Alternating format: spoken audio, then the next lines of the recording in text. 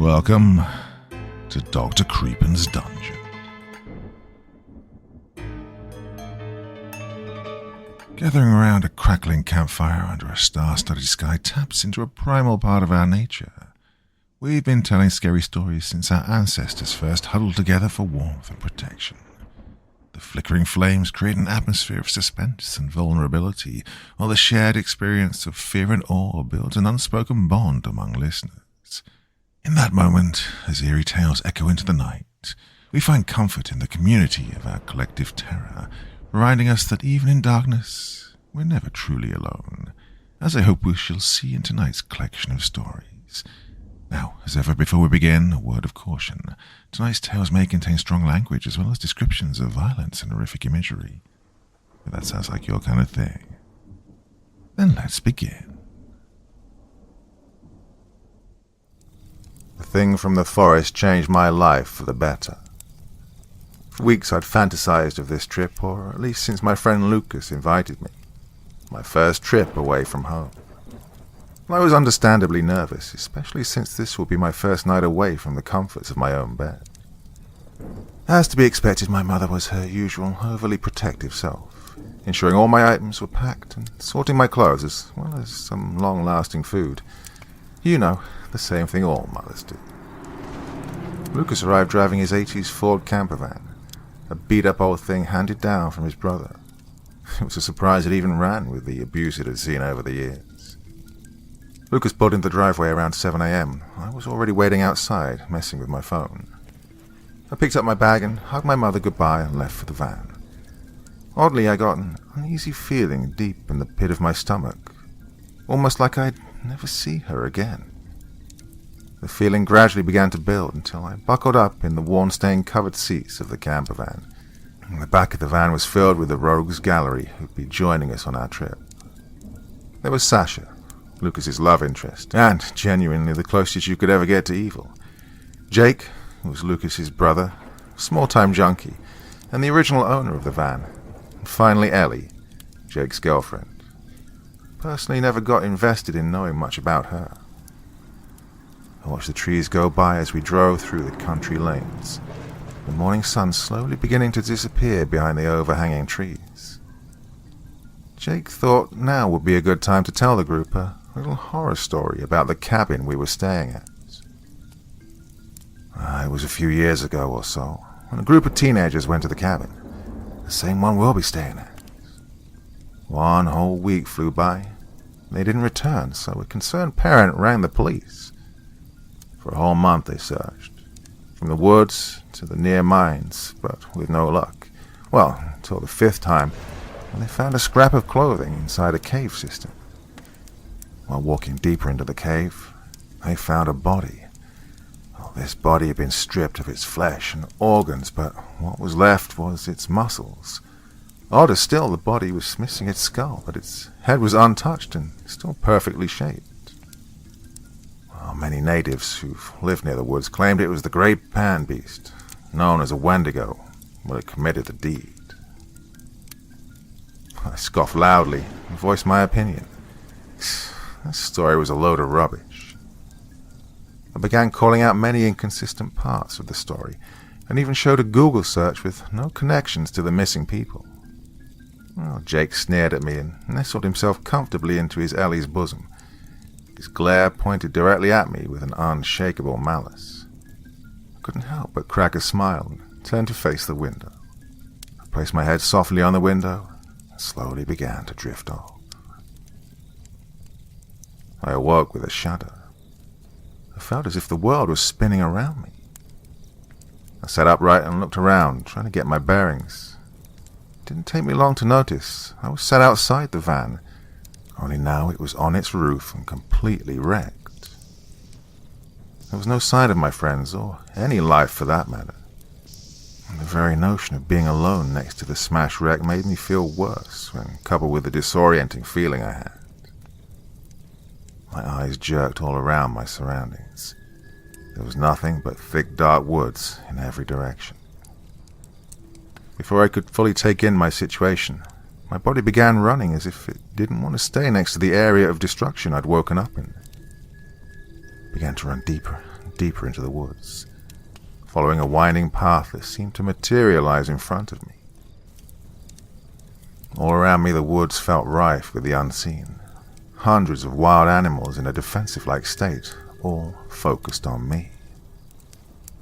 The unshakable notion of being watched forced my already paranoid mind into overdrive. I over-assessed every direction. From out of the seemingly darkened woods, a cabin slowly came into view. Every single one of my instincts told me to run, but I couldn't. I jerked my head around as a roar, or perhaps a cry of an animal, echoed through the woods. Something that was hungry and ready to kill to survive. My body once more began to move towards the cabin, until I was faced with the door. Twin scratch marks ran parallel up the wood, as if something had tried to get in. Well, I didn't want to know what, but it felt like whatever it was hunting me. I pushed open the door only to be consumed by a luminous white void. I felt weightless, almost floating, until my mind began to wake. And then there was nothing but a falling sensation. I awoke from my nightmarish slumber, tugging at my belt in a panic. The sensation of falling from my dream continued well after I'd opened my eyes. The van was stationary, yet my eyes continued to spin as if I was moving, leaving a sickening feeling of disorientation to wash over me. Oh, thankfully it subsided as soon as it started. Jesus, Bobby, your lazy ass slept like the whole journey. You didn't even wake up for any of the 3 pee breaks, or hell, the 25 pizza stops. Sasha's voice dug into my sleepy brain. It was fair to say she was still her usual moaning self. No surprise, really. Lucas opened the van door and hazily everyone stepped out. Had to shield my eyes from the low sun that now crept over the tree line. God, I must have been seriously out of it. Had I really missed so much, I mused to myself. I grabbed my bag and began following Lucas down a cobbled path towards the woods. Well, the cabin lay just a short ways along in a modest open clearing. The whole walk I felt as if there were thousands of eyes trained on me, all hidden beneath the undergrowth, just staring, watching, observing us. We eventually reached the cabin's main door, albeit through the moans of Sasha. Lucas grinned a cheeky grin and told us, "Welcome to paradise." As soon as he opened the door, a freezing breeze burst past us. It felt like a warning, almost as if the very building was telling us to drop all our stuff and run for home. I personally neglected the feeling and put it down to an empty cabin that had been left unused, not to mention probably a few broken windows and holes. As everyone crammed inside, I began looking over the cabin's interior. It was old, dusty, and unlived in, very similar to one in a horror movie. I stood apprehensively in the dining room and waited for Lucas to enlighten everyone on where we'd be sleeping.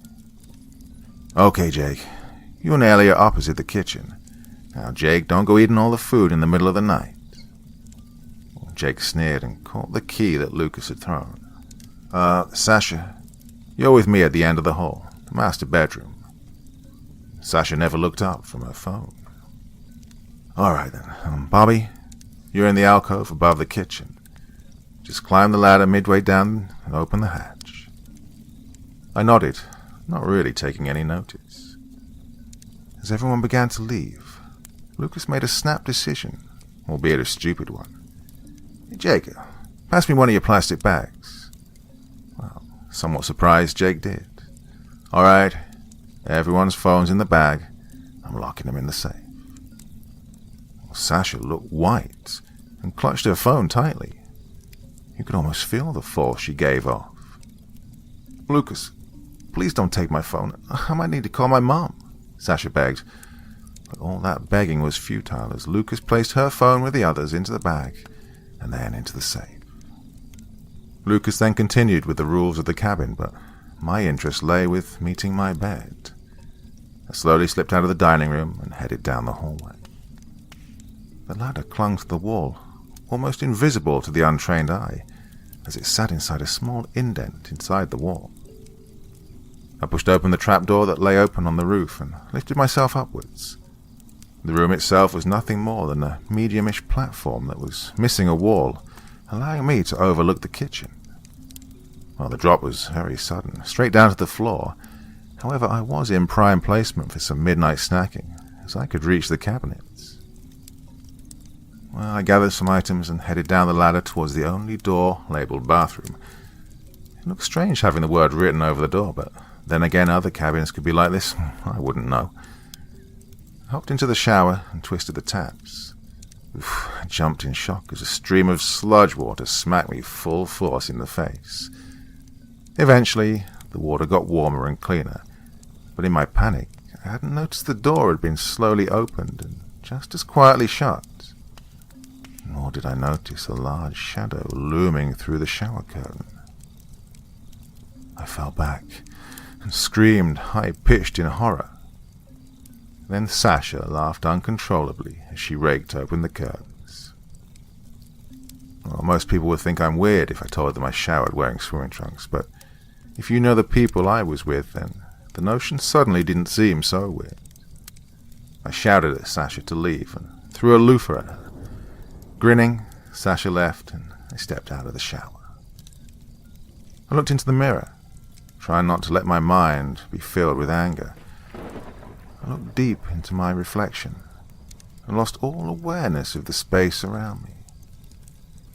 My face began to change, or distort, you could say, but that's when I was wrenched from my gaze by something being dragged by the window. I looked back into the mirror, and for a split second I could have sworn that I saw myself as a grey figure wearing a deer skull looking back at me. I slapped my face and splashed water on me before making my way back to my room, hoping that some sleep might help me. I lay down and rested my head on the mattress that was now my bed and relaxed my eyes. I was surprised I was actually still tired, but after my restless sleep, I had to say that nothing surprised me. I did, however, hope to have somewhat more pleasant dreams than before. This time, I was sat hunched over in the middle of the woods. A crimson moon hung low in the sky, barely illuminating the naked trees. A thick, smoggy mist had engulfed the area, leaving no visibility below my ankles. "Hello? Who's out there?" someone shouted, making my head twist a sharp 90 degrees. I began to run towards the voice, but I continuously stumbled. It felt like my legs were far too long for my body, and soon I found myself running on all fours. I lunged up a nearby tree and swung from branch to branch with ease, stopping only to observe my surroundings. I saw something shifting around in the undergrowth beneath me. I blinked my eyes, and my vision shifted. Everything meshed in a cold but tranquil dark blue. Underneath me stood a shimmering orange light, holding something red. Unable to understand what I was seeing, I shut my eyes and opened them again.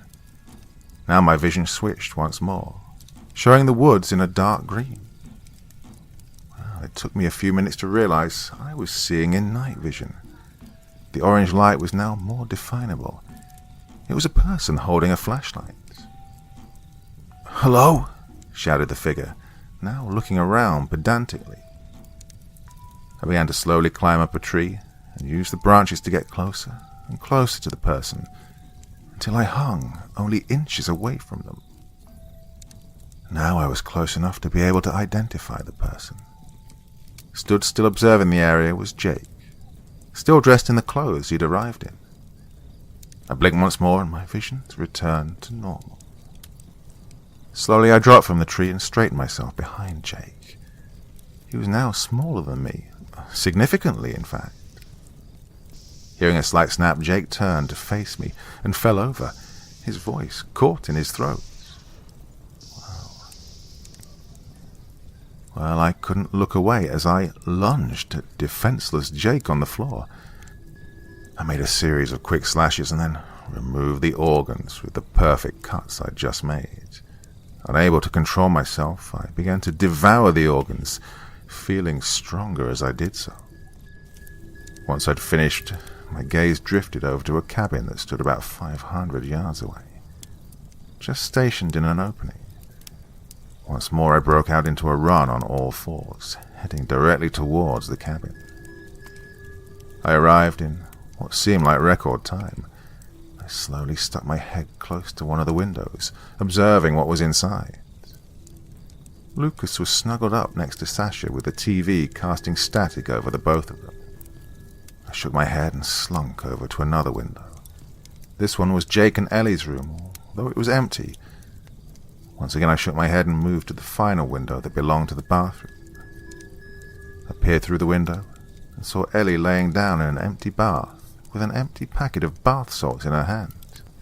Well, I shook my head angrily this time. I began to crawl up the cabin towards the chimney, testing to see if it was hot.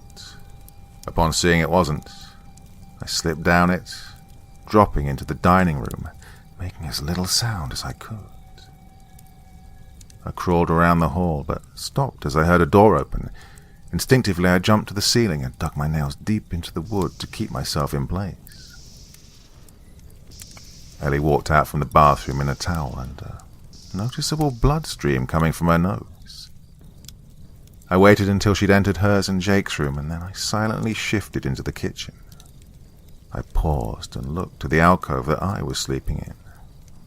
Climbing the counter and then the cupboards, I positioned myself to look at my sleeping body. Nodding my head, I slowly made 2 slits onto my sleeping head that I then licked before turning away. A crash from the kitchen woke me, and my vivid dream faded into nothingness. Rubbing my eyes, I checked my alarm clock. 3:15. The noise sounded again, but this time I knew what it was. Smashing plates. High from my alcove, I peeked over the edge, fully expecting it to be Jake looking for a midnight snack after one of his infamous chill-out sessions. As I poked my head over the edge of the platform, I watched a figure in the darkened kitchen, sat consuming food sprawled over the floor. At that moment I was positive it was Jake, now deep into one of his munchy moments. I stayed silent and watched him for a while, thinking, this is the reason drugs are bad for you. I was just about to crawl back into bed when the fridge was opened and everything I'd thought was real took a back seat. As the light illuminated from the now empty fridge, the figure's entire being could be clearly seen. My body froze and my heart decided to check out with my sanity. The creature at the fridge looked grotesque, with disjointed body parts, all of which were a discolored grey. The head was what stuck out the most, though. Its entire head was covered by the skull of what I assumed was an elk. Ellie groggily walked into the kitchen, half asleep and, well, I assumed high. She made her way to get a drink and began to walk out before looking to the now stationary figure behind the fridge door. "Jake, you coming back to bed, babe?" she asked, her words slurred. I then watched in horror as the creature opened its mouth and Jake's shriveled head began to protrude from the inside. And its reply sounded identical to what Jake's voice sounded like. "Yeah, honey, I'll meet you there." Ellie walked out of the kitchen and back to her room, still completely unaware of the differences between Jake and the creature. As soon as the bedroom door clicked shut, the creature closed its mouth and shut the fridge door, straightened its body to be more human in shape. I watched as it walked to the kitchen door, but it stopped to look at where I lay. It placed a grey finger to its lips. The creature then walked out of the kitchen, and I heard the faint click of Jake and Ellie's door go again. Well, I crawled to the furthest corner of my room and huddled myself tight and waited. I sat, unmoving. My entire being was filled with unbridled fear of this creature, and thousands of questions raced through my mind. What was it? What could it have been? What had it done to Jake? And now, to Ellie. All these feelings culminated inside me, stirring, festering. I didn't know how long I'd spent staring at both the hatch and the missing wall of my room. I hardly noticed the sun beginning to creep slightly through the underside of the kitchen window. Shaking still, I opened the hatch and descended into the hallway. The same hallway that the creature had crawled across. I stood outside Jake's room and drew a deep breath slowly, twisting the door's lock. With a click, the door opened into a hazy blackness. The blackout curtains left only the light from the hall to illuminate the room, or at least as far as the bed that was positioned, cutting the room in half. Jake's head slowly peered over the near-flat covers, shortly after followed by Ellie's, that snaked itself directly beneath his. Ellie spoke out as if talking to someone who stood just behind me. "Shut the door, will you, dear? You're going to ruin the surprise." Well, I didn't need to be asked twice and slowly clicked the door shut. I spent the morning cleaning the kitchen, quickly and quietly, desperately hoping no one would walk in. I know I'd have to answer some unpleasant questions like what the hell was I playing at, or had I taken some of Jake's medication? Once I was finished, I sat down, exhausted from the work, as Sasha slowly stumbled into the kitchen, wearing Lucas's large baseball tee. She opened the fridge and stared at it for a good few minutes before realizing something was very wrong. In a frustrated yell, Sasha shouted, "Lucas, your stoner brother's eaten everything." I forced a laugh at Sasha and ate a protein bar my mum had packed for me. I began processing what I'd seen last night in detail. The fridge, the mess, the creature, and now Jake and Ellie. Lucas strolled into the kitchen and did his odd sitcom opening. "Well, hello family, how are we this fine morning?" Right after saying this, he kissed my hair and then Sasha before going to prepare some toast, but was unable to find any bread. "Hey Bobby, are Jake and Ellie awake yet?" "Well, I checked a few minutes ago and they were still asleep. You guys call me lazy," I cautiously joked in my reply. Both Jake's and Ellie's voices shouted simultaneously from their room. "Lucas, brother, I need your help with something." Lucas, undisturbed, walked out of the kitchen and into Jake's room. Well, after a few minutes of silence, I began to get panicked. Slowly I walked to the door and felt for the handle. Sasha, intrigued, followed me, staying only a few feet behind. Never did I break eye contact from the door or the space beyond it. The door's lock clicked and slowly swung open. What I and Sasha saw left both our whole bodies frozen.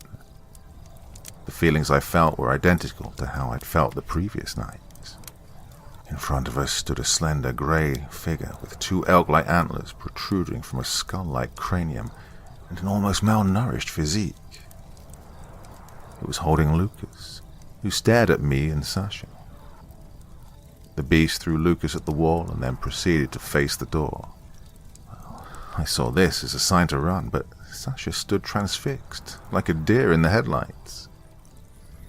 I sprinted out of the cabin and ran towards the van, never looking back or slowing down. I didn't care. As I approached the van, my heart sank. It had been trashed and flipped over. Something about this forced my mind to cast back to that dream I'd had. I gulped and knew I had no other alternative options. Well, I had to return to the cabin. I began walking back slowly, well aware of the numerous eyes that were fixated on me. I ripped a large branch from a tree for defense and continued on the path. I chuckled and smiled as I felt the eyes around me begin to scatter. The feeling gave me a sense of excitement and fear, well, unlike anything I'd ever felt before. I approached the cabin door and gripped the handle tightly. I took a deep breath and opened the door. I sat up in a start and scraped the top of my head against the light. This led to a mysterious onslaught of pain around my coronal suture. I observed the room I was in. It took me a few moments to recognize it as my alcove, of the room in the cabin, still with its open wall and plummeting descent into the kitchen.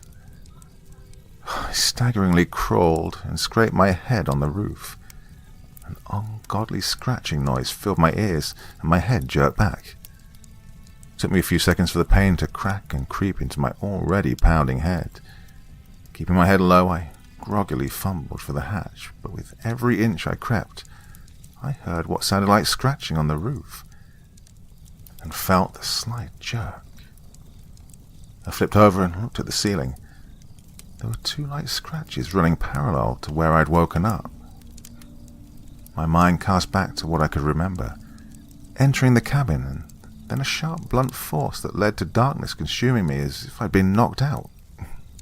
For the life of me, I couldn't remember how I'd managed to get back to my room. Perhaps I'd been dragged there. I composed myself and slowly descended the ladder into the hall. As soon as I had both my feet on the floor, an ever so sweet and beautiful aroma filled my nostrils, what I could only describe as roast pork cooked to perfection. I followed the scent to the dining room in the cabin, almost hypnotized by it. The cabin's dining room was now set up to seat two people at each end of the table. I looked over the contents that adorned the table. 2 plates and a large roast that was covered by an aluminum sheet. On the plates lay a thick, juicy chunk of meat with bones sticking out of one end. "Please do have a seat, Bobby." A voice spoke that was a combination of Jake's, Ellie's, and now Sasha's. "Who are you? What do you want?" I demanded. "No question, please. We merely want you to sit." I sat in the chair that had been set up for me, but as soon as my hands hit the chair arms, 2 cold and clammy hands grabbed my arms and legs, leaving me defenseless. I pleaded for help from anyone, but I knew there was no one there to hear me. I heard something crawling above my head. "Who are you?"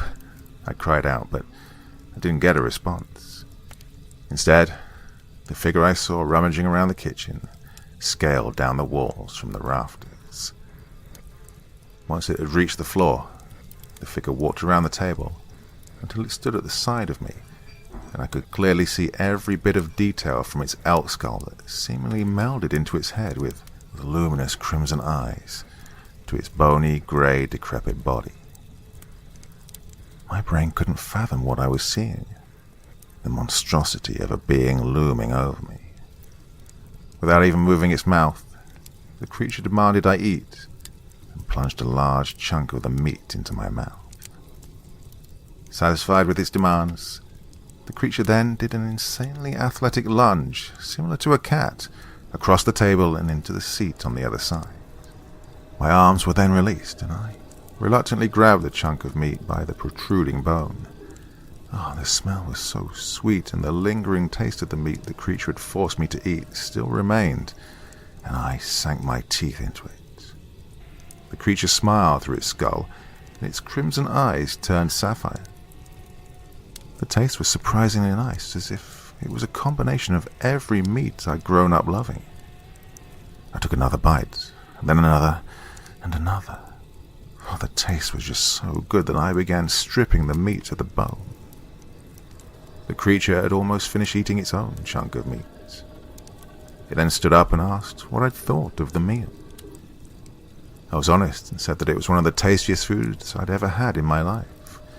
It surpassed any taste I'd ever had before.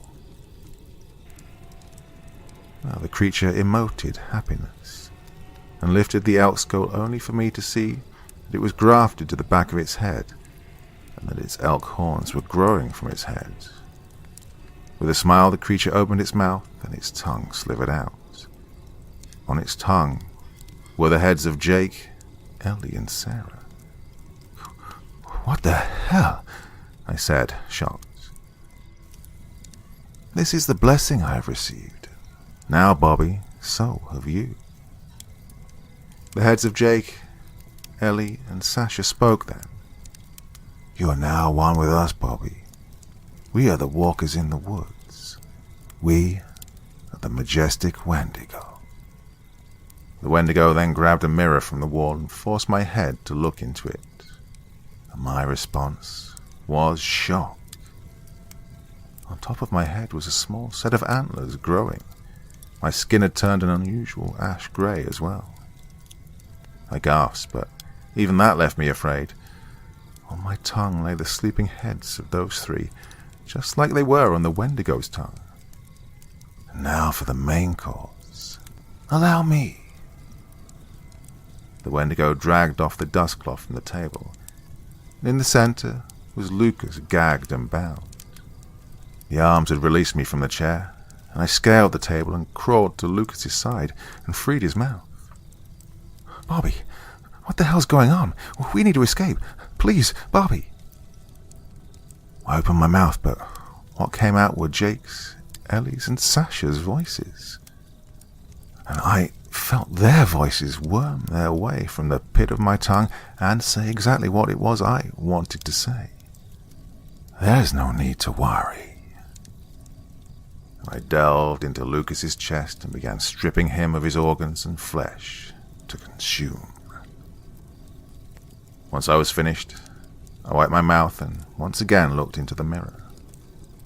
The Wendigo ate his share of Lucas behind me.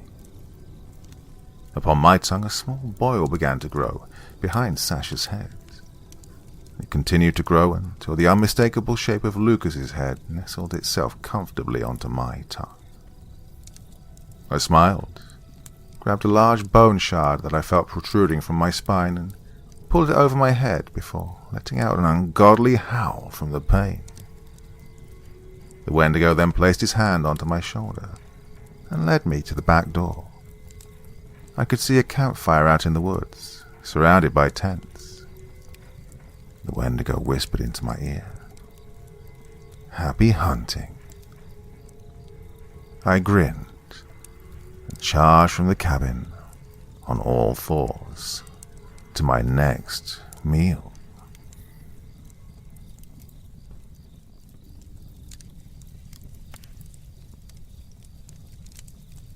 The first rays of sunlight crept over the mountains, casting its warmth on the snow-covered valley floor below.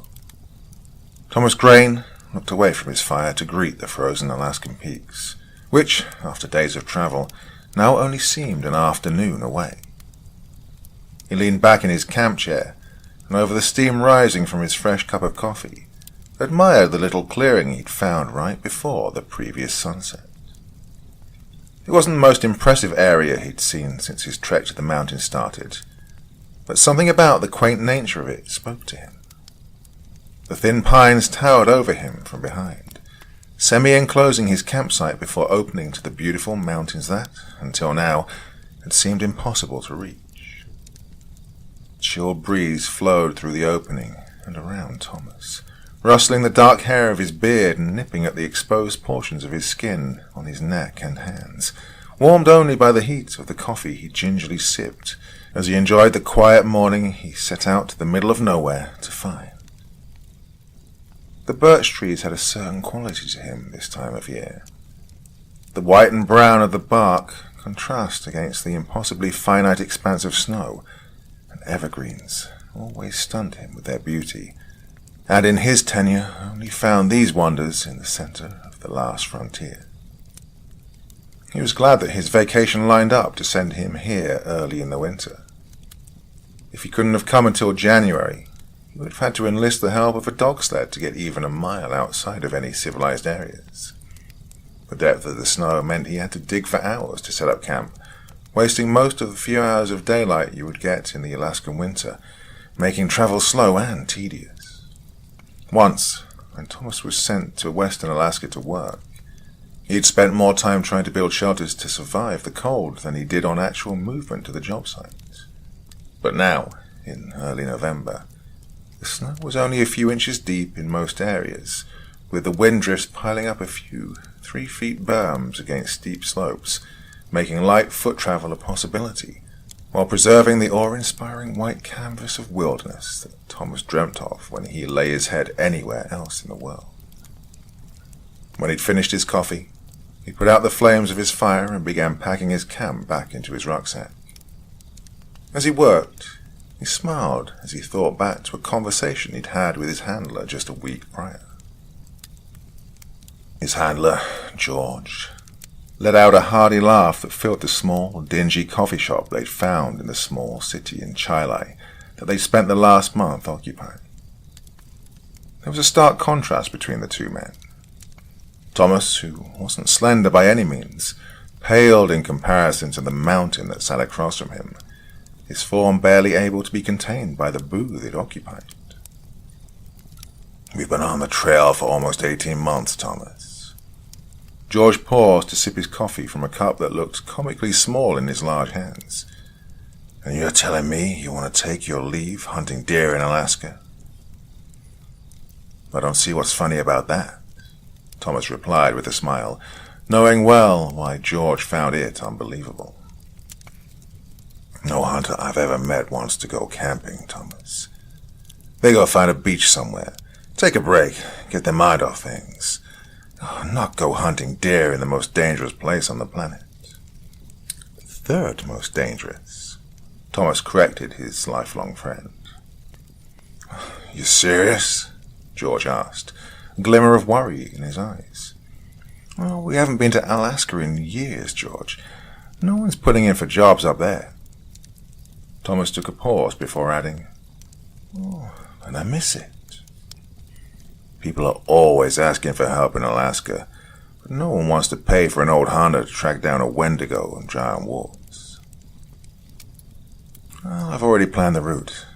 Delta Junction hasn't had any reports in decades. It's safe." "And if it's not?" "George," Thomas laughed, "I just got done dealing with a horde of vampires in the Chilean jungles, and you're asking me if a hunting trip to kill deer is safe?" George was right on all counts. The Yukon had garnered a reputation as being one of the most dangerous locations on the planet. More people had given their lives to the supernatural there than any other location on the North American continent. While Thomas wasn't old by any means, in their line of work, a 33-year-old hunter was considered ancient. Most hunters are either dead or retired by the age of 26, their self-preservation winning out over their slowing reflexes, and their fortune amassed, giving them an easy life. The job was never meant to be for a family man, but in Thomas's time he found that many freshly married men flocked to the organization, deeming that 8 or so years of work was well worth the rest of their lives they'd spend on the American dream of white picket fences and 2 children families. But Thomas, well, he had no such dreams. To him, the life of a hunter was the only life to live. As long as his body had life to give, he would keep living it. The organization recruited Thomas when he turned 18. An American company that spent their time ensuring the legends and horror stories that filled the world's media stayed just that, stories. They sent hunter and handler pairs across the world, quelling the threat of cryptids and demons for the highest bidders. The handler would be sent to the surrounding towns of the target location to gather information on the threat, and the hunter would be in the thick of hell, as George would describe it, to handle the bounty. Being good at your job meant that a team would receive only the highest paying bids, putting them in the same location for weeks, sometimes months at a time. And in Thomas and George's tenure, they received the reputation of being the best in the business. Normally, a handler would have 5 or 6 hunters before they reached their retirement age of 40. George, being only 1 year away from retirement, had only 2. Thomas met him when he lost his first hunter, after they'd been working together for a year, having lost his life to a creature aptly named the Howitzer, adding to its long list of kills. At the time, George had already counted the doe-eyed 18-year-old as dead, having been assigned the same bounty that took his friend. He was ready to forget the kid had ever existed, until, after only 3 days, he reported back to the same diner they'd met in, brandishing a fresh wound on his cheek and a single giant tooth as proof of his prize. George knew that he had something special then, and after 15 years, had not been proven wrong. Thomas knew George worried about him. It wasn't uncommon for a hunter to enlist the help of another team. However, Thomas, against his handler's wishes, refused the practice for the last few years. His feats and accomplishments were only added to by his solo treks into the wilds, but Thomas didn't do it for the fame.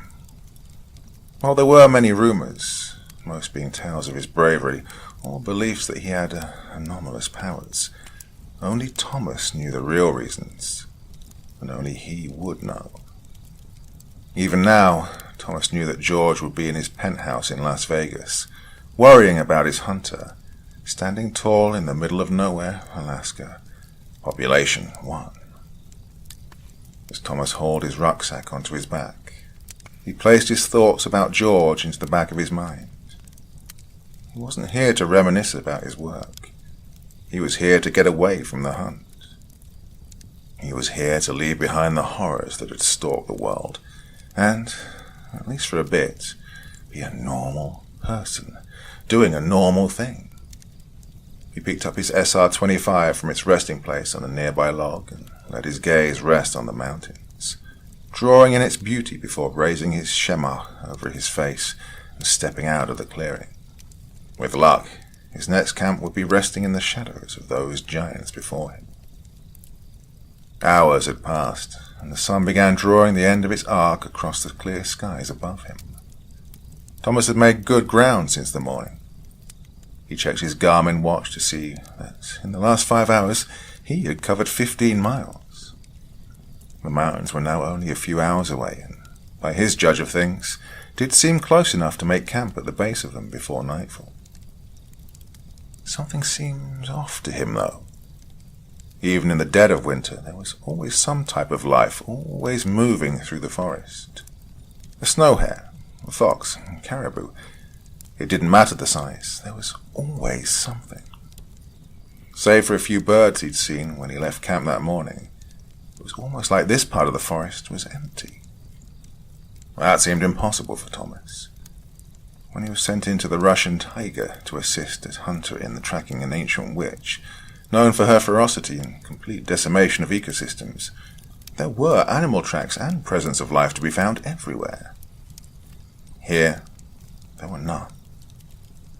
No sound of wolves' howls filled the air. Creatures didn't jump from limb to limb in the trees. It was almost as if Thomas had mistakenly stepped into a different, dead reality. Odd enough as the situation Thomas found himself in, he didn't feel like he was in danger. Over his career, he'd developed a sixth sense, a gut feeling to when danger would occur. He always felt watched when on mission, like at any moment a denizen of the night would spring from some unknown hiding place and drag him down to his grave.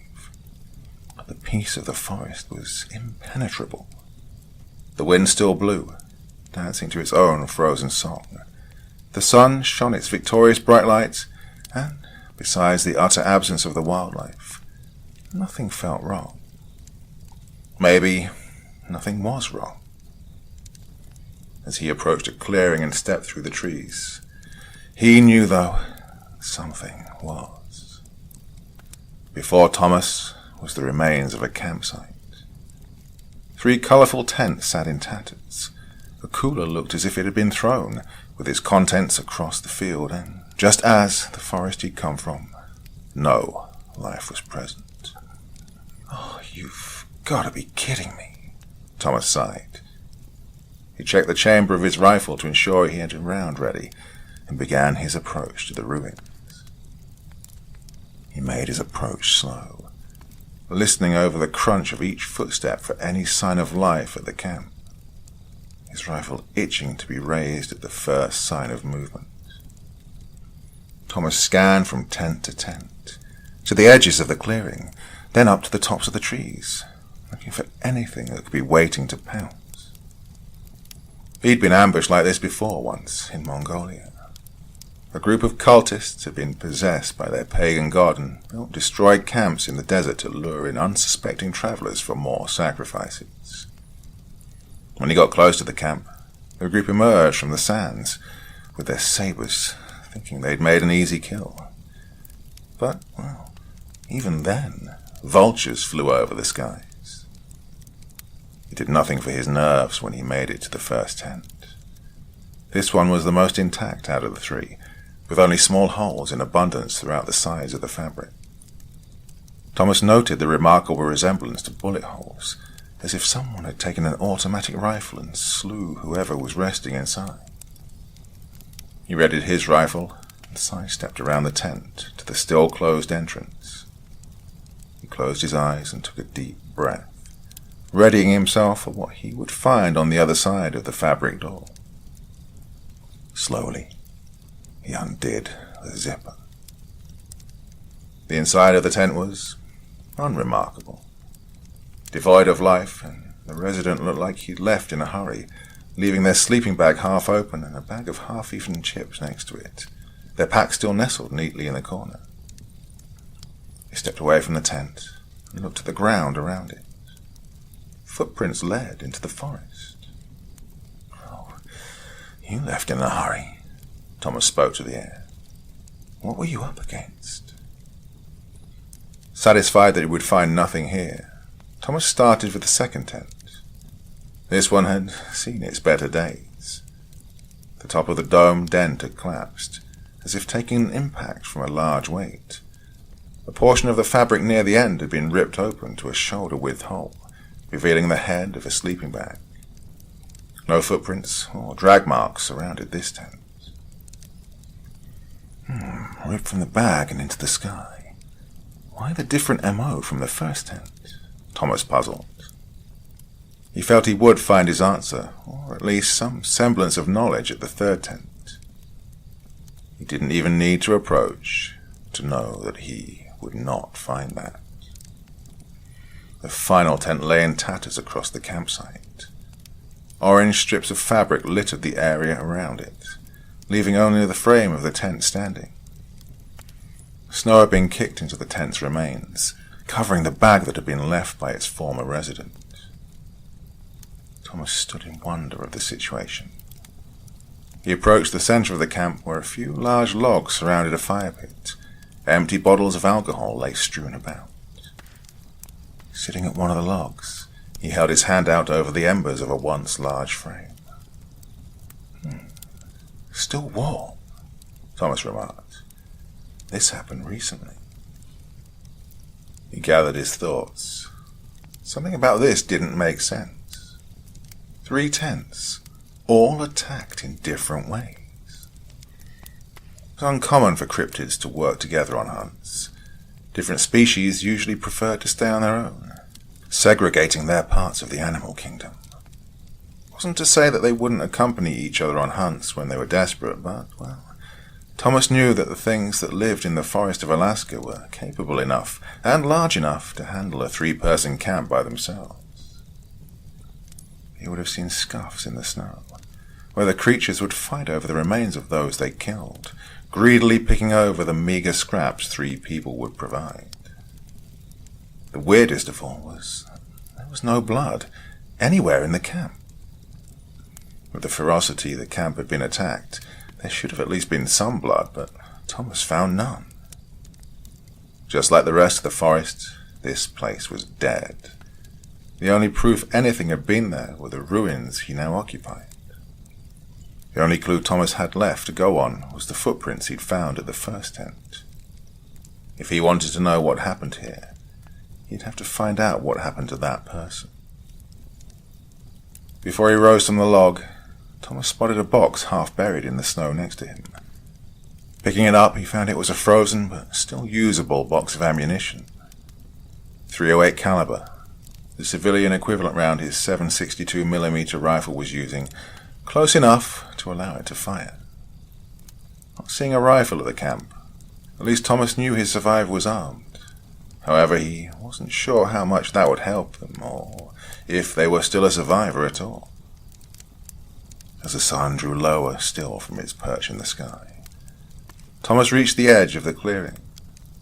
He looked back, over the campsite, and to the mountains which, for so long, was something that called to him at arm's reach, now seeming impossibly far away. With a deep breath, Thomas followed the footprints into the woodline. Thomas tracked the prints for around an hour. They led him through an erratic path, through the forest, twisting and turning in no particular direction. At times the prints would stop behind a felled tree or mass of foliage, as if they'd stopped to hide from their pursuer, before taking off again in a different direction than before.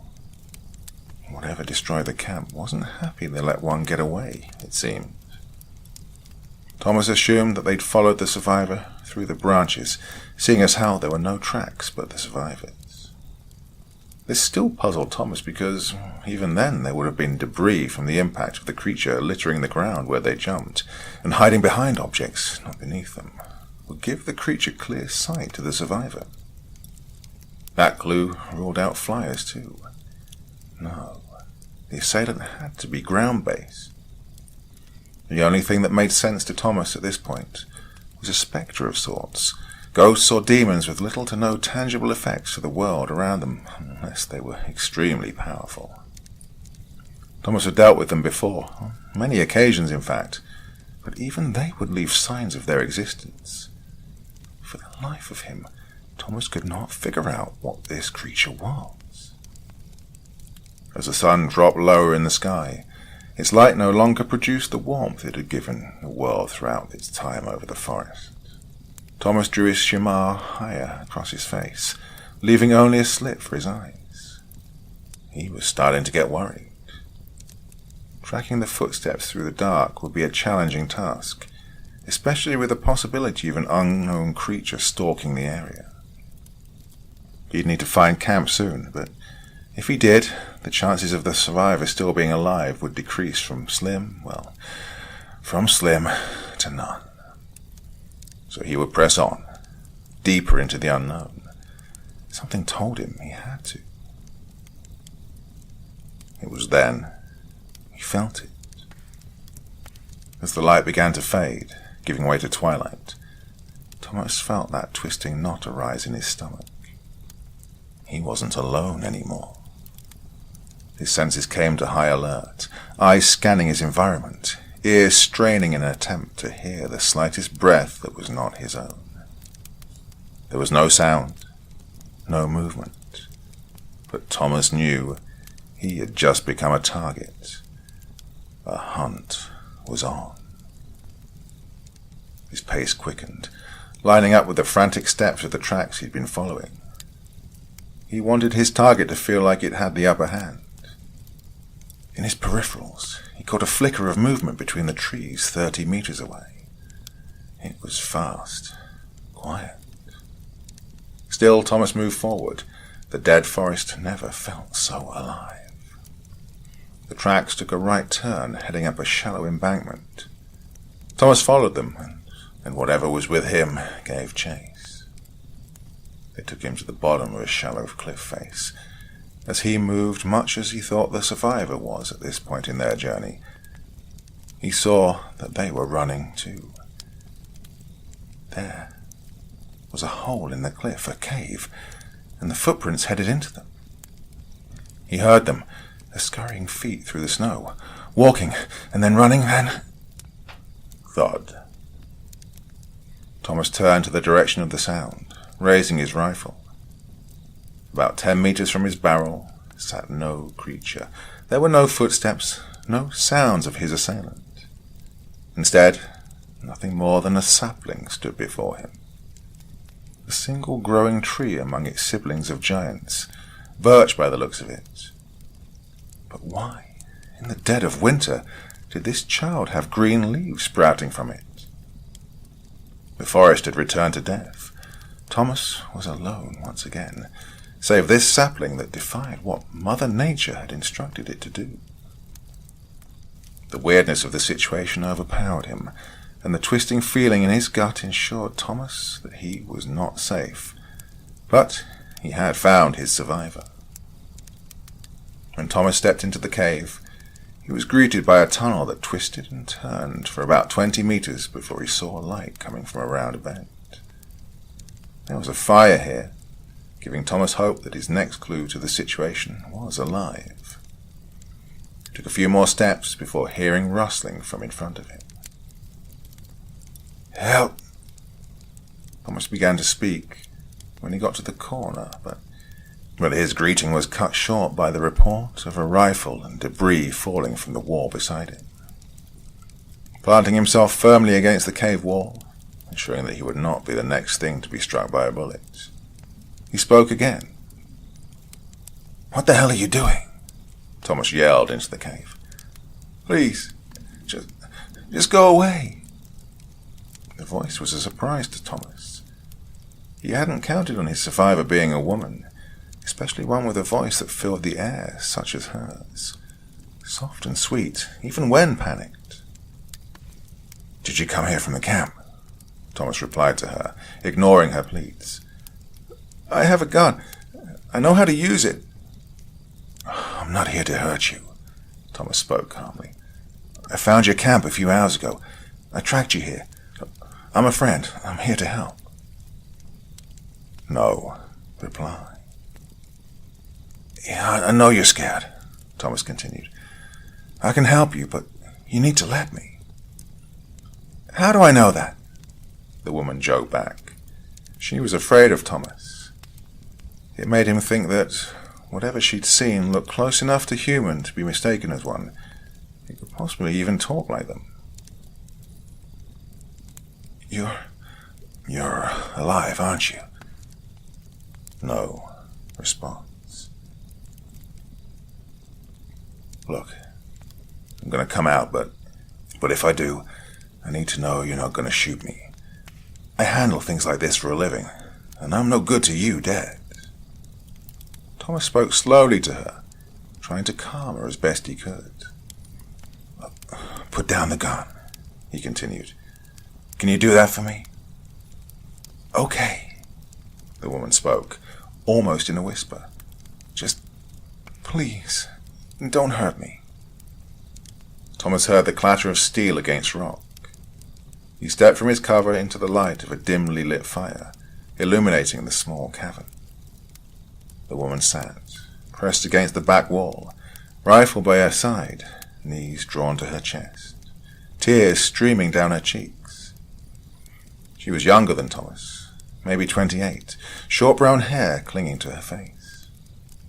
One of her pant legs was stained a dark crimson color. She'd been injured. Thomas removed his shaman from his face before approaching her, revealing that he was, in fact, human. Taking a knee in front of the woman, he stared into her deep blue eyes before speaking. "It's going to be okay. You're safe now." As she broke into tears, Thomas thought back to the mountains. Their majesty, once a tangible place, now seemed an impossible dream.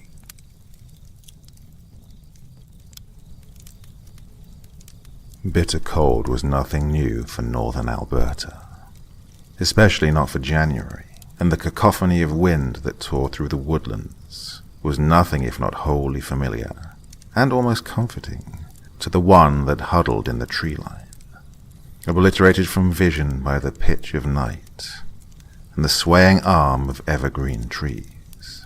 The figure stood there for a time and simply watched, waiting, head canted ever so subtly to the left, and listened, staring into the dullness of the dimly illuminated window, no more than 50 feet across the crisp layer of hardening snow that stood without a single scar, nothing to mar its pristine surface. Much like other homes throughout the reserve, a family was nestled within, and the figure could smell the promise of stew and bannock, could feel the sudden violent clench of hunger from the depths of his belly, and touched the length of flesh that gurgled so very audibly that it was near impossible to ignore. And the being halted, peering still through the window to see if they had heard the noise. The ominous growl of need its traitorous body had emitted. Life continued as per normal within those heated walls. A family sitting down to dinner. A family blissfully unaware that they were being watched, being evaluated. From the window it appeared as though the house was the same as any other, that the people inside were just like every other family. However, there was something different about this family. A sense of dread and impending doom so thick that the grandmother naturally assumed she could not only smell it in the air, but see its lingering webs in the shadows of her home. 6 families in the last month. 6 that were missing with little more than a struggle, and vitae-born finger painting that had decorated the walls, and there was no one on the reserve that wasn't talking about it. 6 families to each bag a deer from the very interior of the forest. So far into the interior that the most experienced of hunters avoided it, not to mention the average white man. But times were tough, and the pickings were slim. With so many out of work, it became harder and harder to feed families, and those with the proper knowledge and hunting rights were not about to let their own family, let alone people of their community, starve. Such was the Aboriginal way of life. The issue, however, was not in the hunting so much as what happened within a few moons of the original kill. The deer caught and cleaned, and then brought back home, to be butchered and divided among those that needed it most. It was the 3rd night after this, when those that lived in the home went missing. Elders, parents, children and grandchildren. No one was accounted for, and thinking of this caused the old woman to shudder. "Kokum, you okay?" a small voice asked, and the woman turned her attention down to the small child, standing by the family table, and nodded, forcing a smile, and patted the girl on the head. "You go, my girl," she said, not feeling nearly as confident as she sounded. "Everything is just fine, and we have some time before dinner is ready. Go, watch your show." It was with a gap-toothed smile that the girl kissed her grandmother's hip and fled, braid bouncing in the air behind her. And in that moment, the grandmother knew true fear. The ominous air felt positively heavy, as did the heart that beat in frantic rhythm in her chest. "You're sure about this?" "Not in the slightest. But what can we do? 6 whole families. What else could it have been?" her son replied, setting plates upon the table as his wife entered behind him, with silverware and glasses. The table itself was filled, reminding the woman of the last meal allowed to a prisoner before their time in front of the Creator. "You said yourself that something had to be done." "I didn't realize that we'd be keeping the children here instead of sending them to your wife's family." In that moment, fear sharpened her tone, anger causing her hands to tremble. "They shouldn't be here." The wife looked from mother to son, swallowing, and set the utensils upon the tabletop. "We had no choice, and you know it," she began slowly. "It waits for the most bountiful haul of meat it can take in one hunt. What were we supposed to do? Allow another family to disappear? At least we're prepared. The others certainly weren't."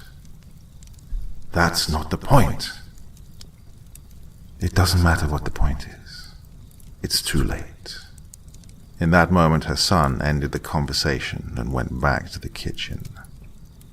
It was time to bring the food to the table for what could be, possibly, the last evening meal they would ever spend together. In the tree line, hungry eyes watched the three converse among themselves, the ever-present gurgle of its belly becoming all the more impatient. It didn't want to wait for the family to eat. The grandmother was plump, and the children would be tender, succulent. It moved, taking a half-step forward, and could taste something bitter in its mouth with a rush of saliva. Vomit threatened to rise up, a sudden reaction to the ravenous hunger that pulled at the creature's very being, its soul, if it could be argued that the beast still had one. For a moment, there was a sudden rush of dizziness, and its hand rested upon the tree to its left, allowing it the briefest second of respite, a moment to shake away any other thoughts that weren't related to the hunt, and it was hard to focus on anything else. Ordinarily, the beast would have allowed them to dine first, but tonight would be different. The last family had been sick, and the meat worthless. The creature was starving and could not think straight, could not consider a thing beyond the next meal presented to it. Tentatively, the first step came, foot breaking through the pristine layer of hardened snow with a subtle crunching, and it paused for just a moment while cast in the darkness of winter's early evening, and when nothing else stirred, it was followed by another and yet another. It crept closer still, impatient. They sat at the table, said their thanks, and began to eat. The deer was delicious, but it was hard to swallow, for the old woman was not hungry, but could not alarm the children, who ate with gusto. "Kokum! Kokum!" cried the small girl. "You're not eating." The child frowned, and to set aside her worry, the old woman took a larger mouthful of potato that tasted no better than dirt in her mouth, and chewed pointedly. The child watched her steadily, seemingly now suspicious of her meat, and leaned forward to sniff her dinner. "Eat your supper," the girl's mother chided. "There are plenty of people in our community who have nothing to eat tonight."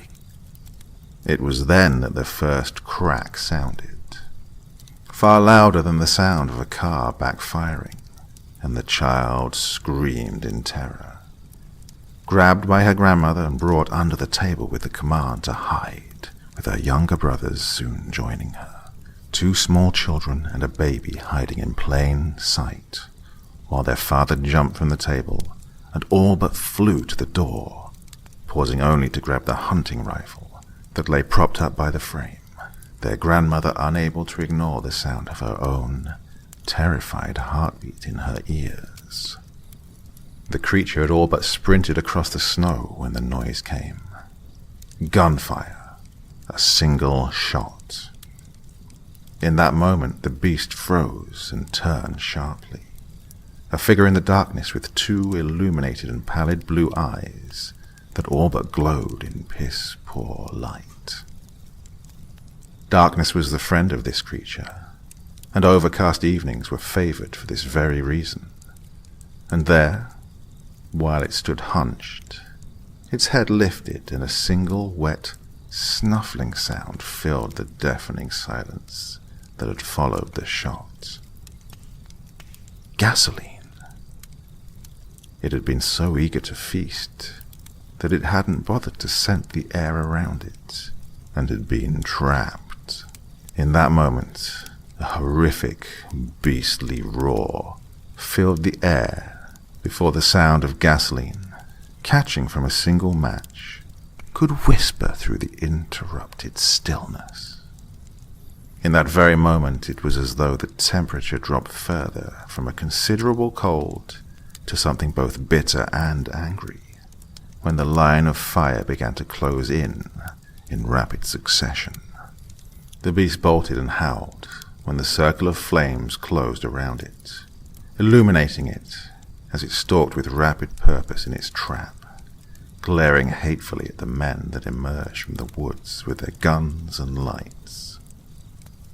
The promising meal was stolen from it, and rage tore at its breast, ripping from its throat with anger so great it staggered the men, save for one that sang, a deep and throaty sound, accompanied by a painted hand drum that seemed to drive the beast back to the very edge of its prison. Rage seemed to give way to fear, and this bolstered the men into believing that perhaps their shaman could keep the creature at bay with nothing more than a song, the creator and his magic. The children were terrified, clinging to one another and sobbing, their mother climbing under the table after them to soothe and hold them, afraid to take them from the house to the safety of the car, and a house far, far from this one in which they lived. "Stay here." The grandmother was soon moving to follow her son, though at a much slowed pace.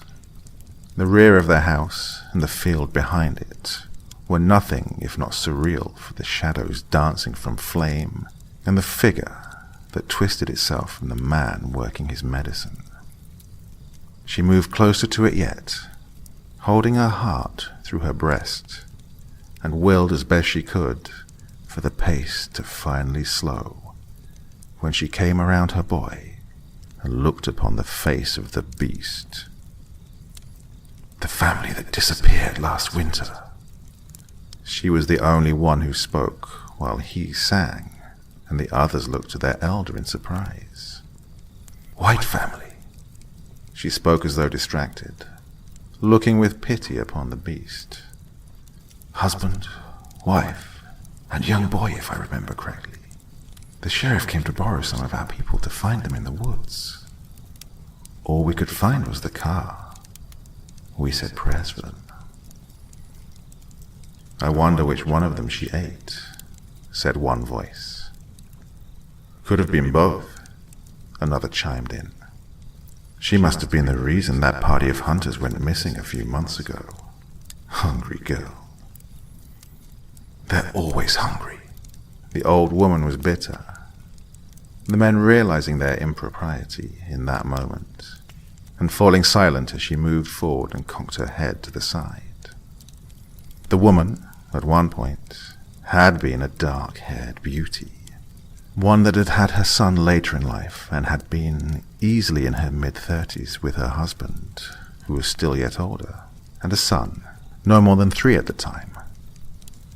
If they were lucky, they died before she ate them.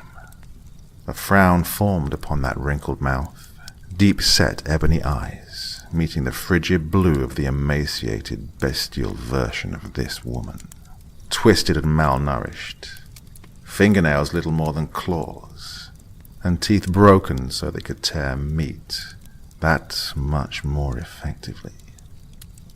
Gone was the pallor of humanity in her flesh, and instead it was replaced with a grey that was reserved usually for mushrooms only. An impressive sight, even as it began to lie in the snow, covering its ears and whimpering as best an abomination could. It was strange to feel pity for the beast that had killed so many, but it too had once been human, and for that old woman could feel pain and look at the creature with tears obscuring her regard. "Well, I think we need to discuss what to do with it." "What do you think we do?" "We kill it." Yep, seems like the only way to know for sure that it's gone." "We can't kill it," the son interrupted, sighing. "It's not the flesh we need to fear. That only holds the spirit. You can't kill the Wendigo. The spirit lives forever and is always hungry. If we kill it, then it will go free and torment another." He looked at his mother, resting a large, calloused hand on her shoulder. "It will go with the others." It was then that the tears fell, the old woman crying openly and turning from the thing before her, turning away from her son and fled to the safety of the house behind her. The others had fallen silent in that moment, out of respect for their elder, and looked to one another. Do we even have room for another? Just this one. We need to build another place to house them. Jesus Christ, Frank. We can't keep them caged. Someone's going to die when they get loose. If they get loose. It doesn't matter. We're trying to end the spirit here. The man, Frank, said, sounding as though exhausted, and watched his mother enter the house to be with his wife and children. Damn woman wouldn't listen when we told them not to go that way. We were just stupid Indians that didn't know as much as her GPS. And now she learned the hard way, and we have to clean up her mess. Headlights could be seen from the front of the house. Someone arriving, and feet crunching in the snow, while another elder emerged carrying a cast iron collar on a length of iron wood. They would collar the creature and lead her much like cattle. A secondary staff was in his left hand, fashioned with a hook that would secure to another loop in order to have two men lead the exceptionally willful and quick beast to where they wanted it to go. Frank stepped away from the others and tried to block out the sounds of the captured creature being collared and readied for transportation through the woods to the cave where it would be kept from this day forward. The shaman stopped his song, instead handing an iPod to the young man, who would fit the earbuds into the ear of the creature to listen to songs that had been recorded for this precise reason. It had happened so many times that now they could stop thinking, could simply go through the motions, and for that Frank was grateful, remembering the first time he'd done exactly this thing. Back in those days the shaman stayed, and there was comfort to be had in that. "You all right, boy?" he was asked, and looked at Paul. Paul had been there for his first, and now looked so old. "I will be. Go stay with Mum and Nadine. I'll be back as soon as I can." He forced a smile, patted the old man on the shoulder, and stepped away to take up the second staff and lock it into place.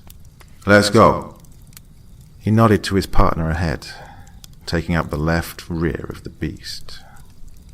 It seemed like they walked for hours in the frigid cold to the locked gate that sat upon a naturally formed cave, one that was dug clearly into the wall of the mountain and had no exit. Well, hopefully still had no exit, as no one could enter to check. A sigil was painted above the cave, a malformed skull of sorts, with Cree glyphs painted along with it. The creature, he corrected himself, recoiled from it as he opened the gate and released his staff from the lock. "Push it in!" It was easier if you didn't think of them as being human once upon a time. Always easier. He took up the remaining staff with the other man and shoved hard, pushing this poor white woman through the cage door as it shrieked and convulsed, only to fall to the ground and begin vomiting a foul-smelling bile upon the stone. Frank kicked the cell door closed and fashioned the lock into place. The warding would only work so long before someday failing, and when it did, be damned if the reservation wasn't going to have at least some time to evacuate. May the Creator ease your pain and forgive your mistake. Hunger does strange things to people, he whispered, looking at the snow beneath his feet. I hope it wasn't your son that made you this way. A growl was heard, weak from the depths of the cage. Another set of pale eyes staring from the darkness before the now desiccated creature moved forward and hissed lazily at him. A face much like his own, if it had been born from a nightmare. Hi, Dad. 30 years, almost to the day, and the monster hadn't aged a year. Not 1 year. I don't know how you can manage to come out here every time. It's like he knows you're coming, and is trying to figure out where he wants to bite first. The other man, Trevor, shuddered despite himself. 30 years of starving. Why else would it look like that of me? It's not like you knew me. I was just a baby. Frank shrugged. Maybe this guy wasn't named Trevor. He couldn't really bring himself to care, to be honest. Now, I'm just dinner. You accept it, deal with it, and move on.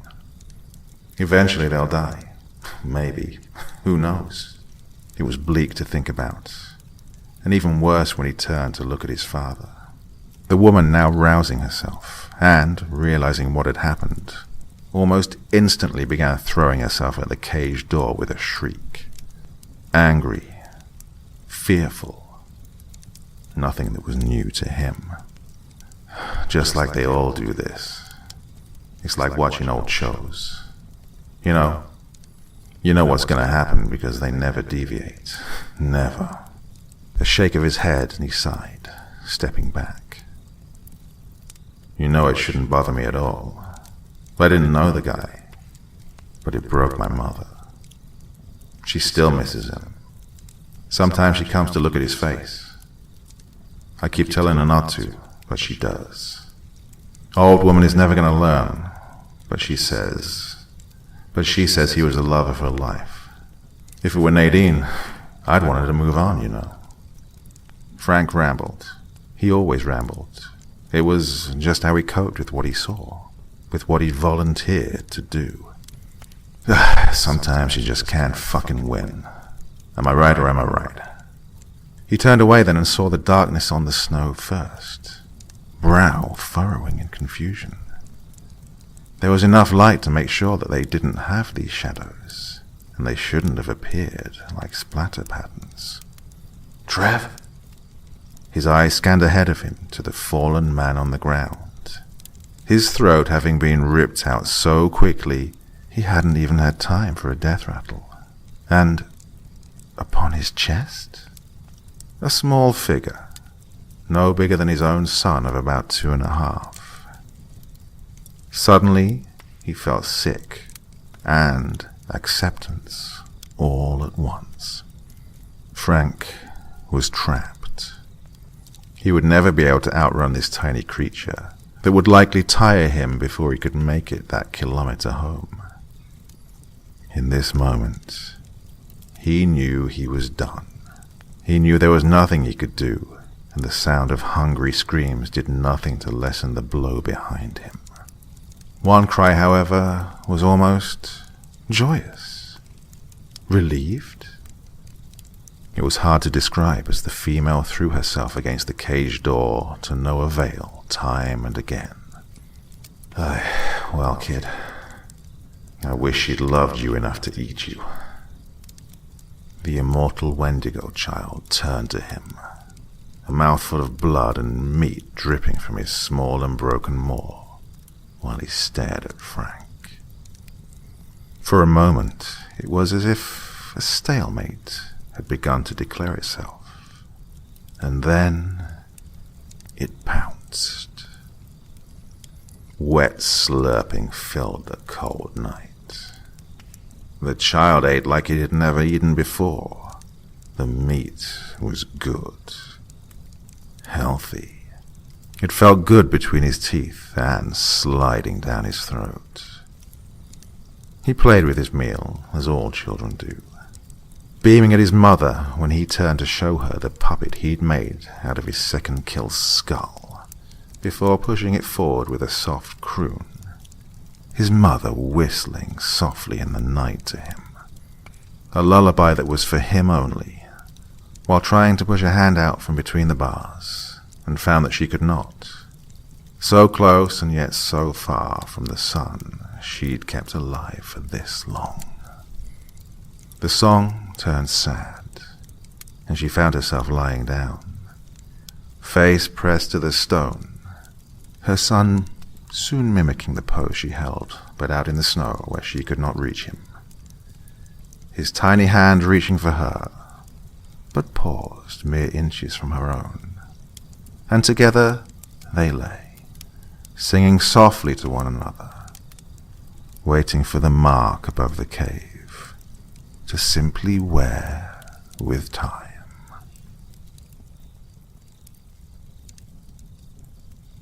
Interview with a Wendigo. Let's get going. We have a schedule to keep.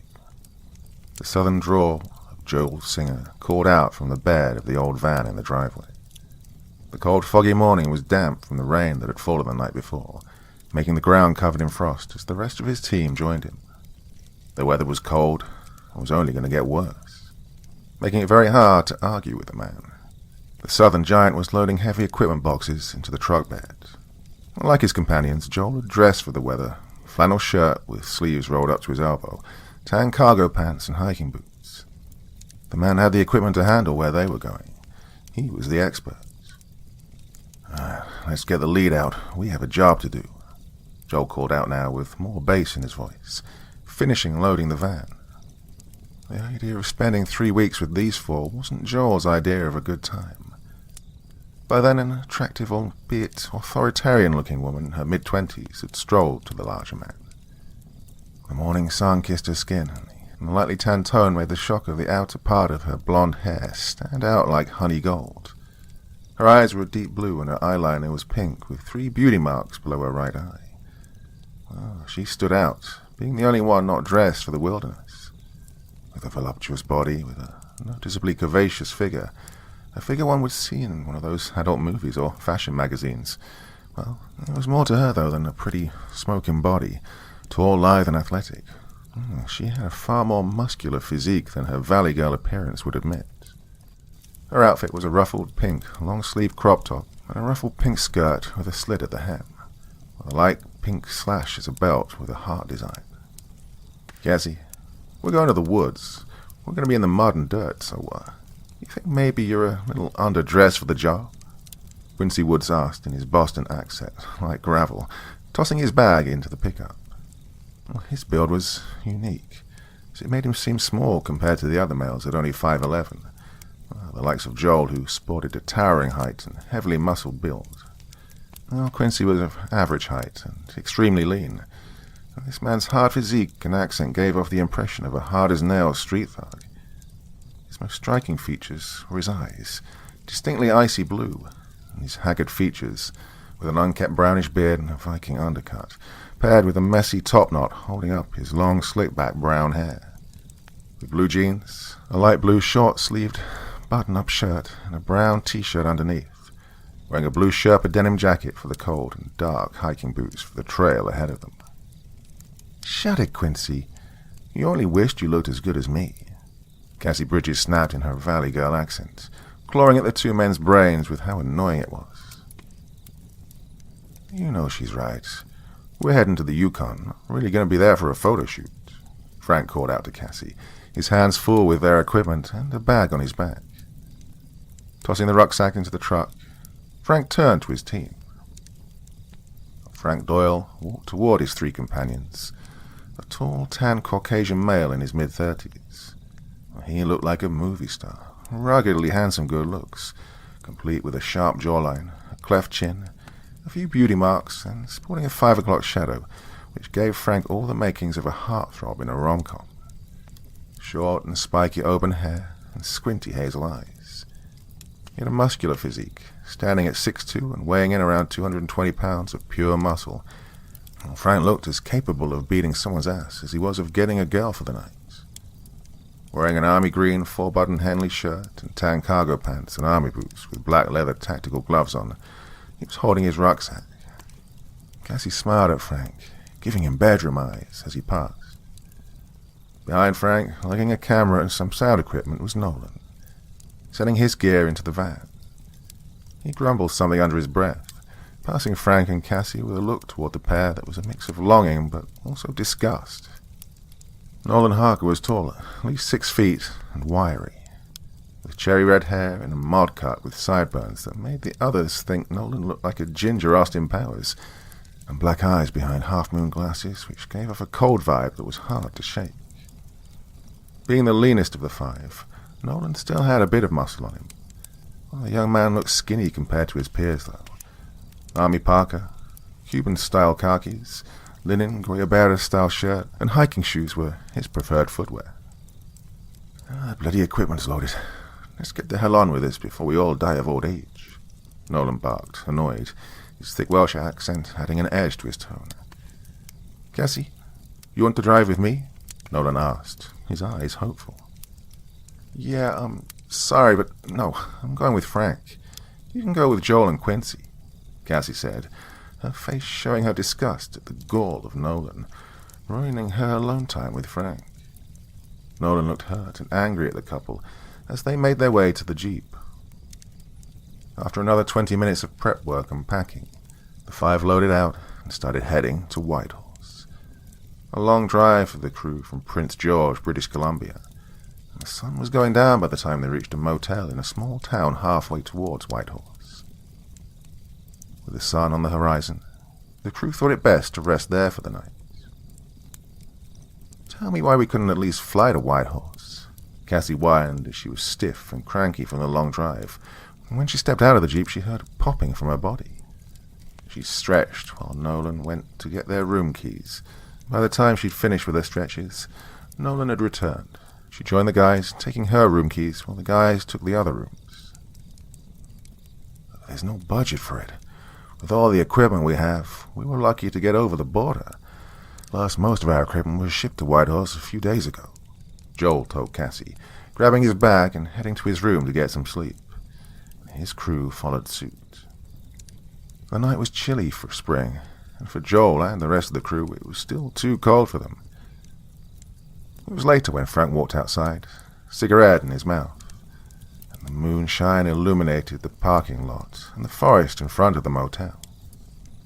He looked back, seeing Cassie in a blanket covering her naked, alluring figure. Cassie had invited herself into his room after she figured the others had passed out. Her nightclothes were on the floor, next to Frank's. Even now, with work and staying in a crappy motel, Cassie and Frank weren't able to miss out on a perfect opportunity for their favorite pastime. Frank turned back around, looking out along the woodline. "Frank, baby, come back to bed," Cassie called out to him, her eyes burning into his soul. He felt her looking at him, the frosty cloud of his breath visible from the moonlight. The evidence of their lovemaking still hung in the air. "Yeah, babe, I'll be there," Frank said, his eyes still fixed on seeing several sets of eyes looking back at him. "Sweetheart, let's get some rest. Tomorrow's going to be a long day."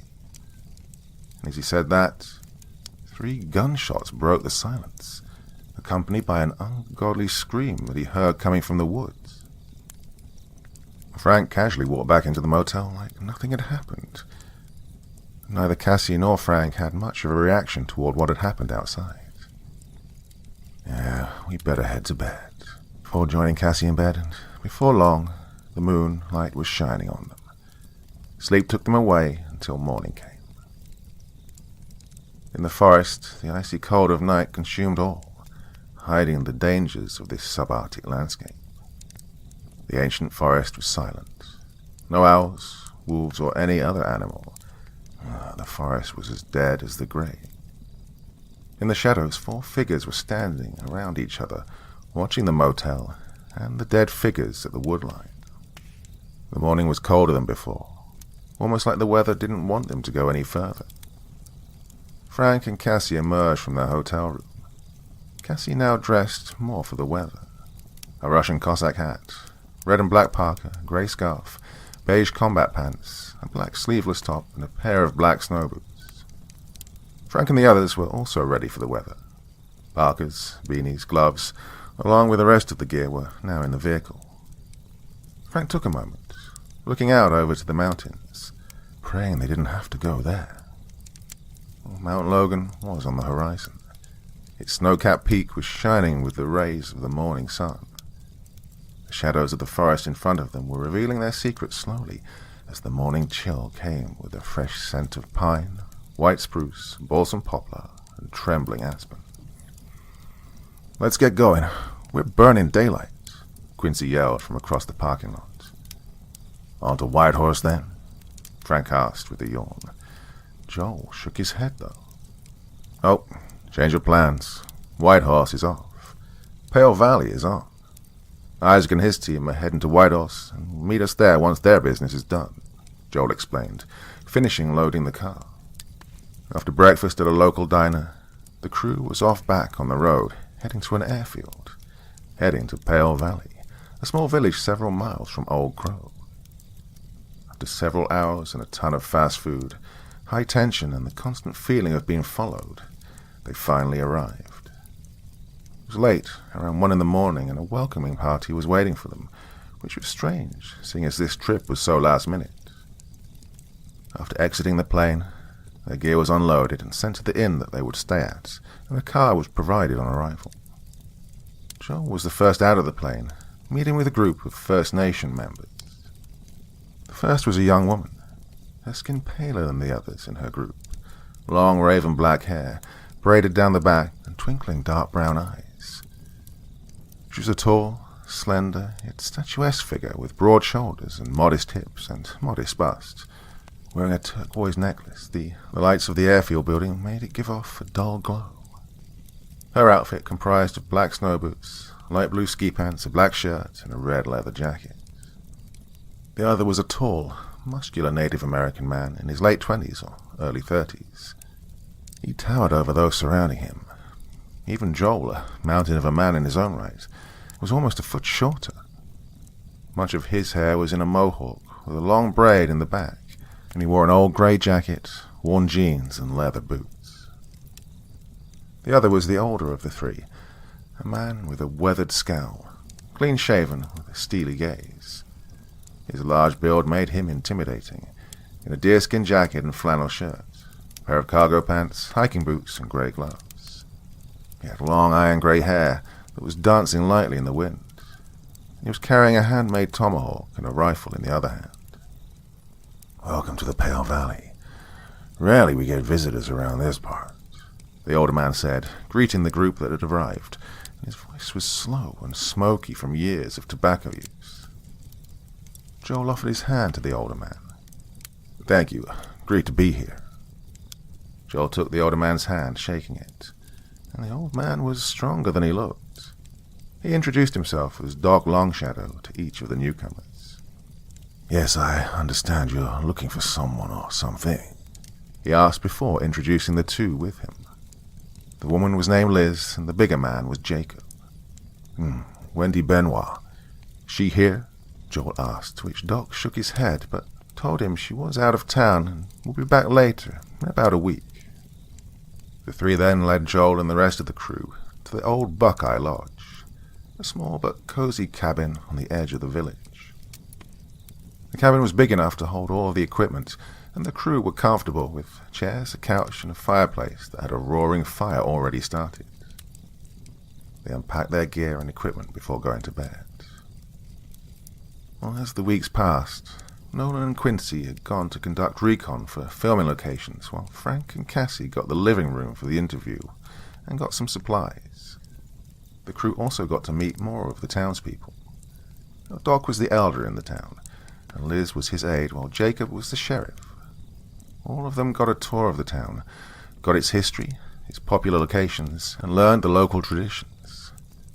Doc even told them of the festival that would be starting in the coming days. But with the good was the bad.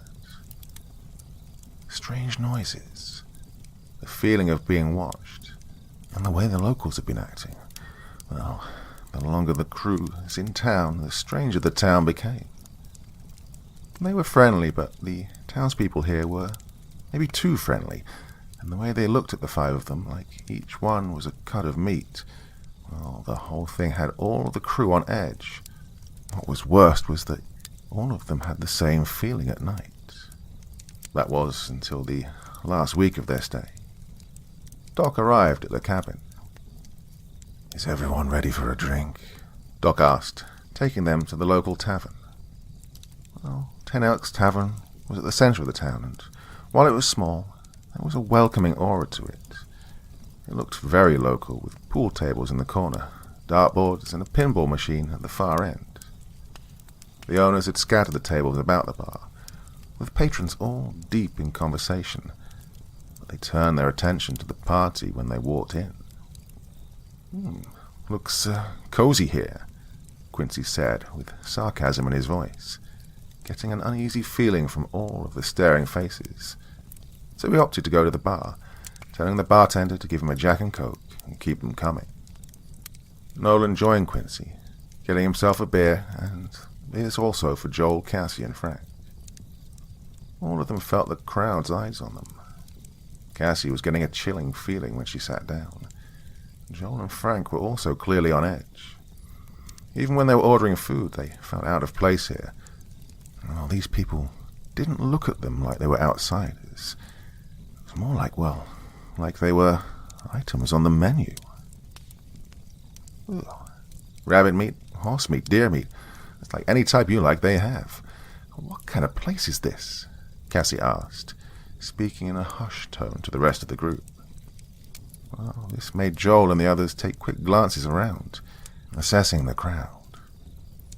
All 5 of them tried to hide how on edge they were. Doc was nowhere to be seen, and it was more than a little odd that their host had disappeared on them so suddenly.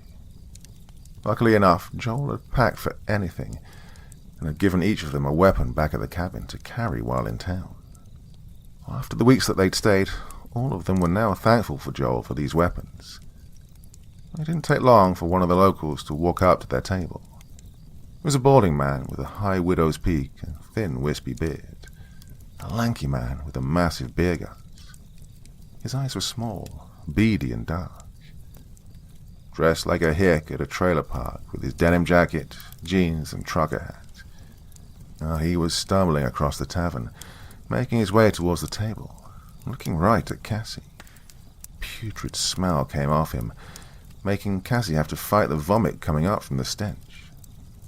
"Hey, baby, how about you and me have a drink? Maybe have a little fun?"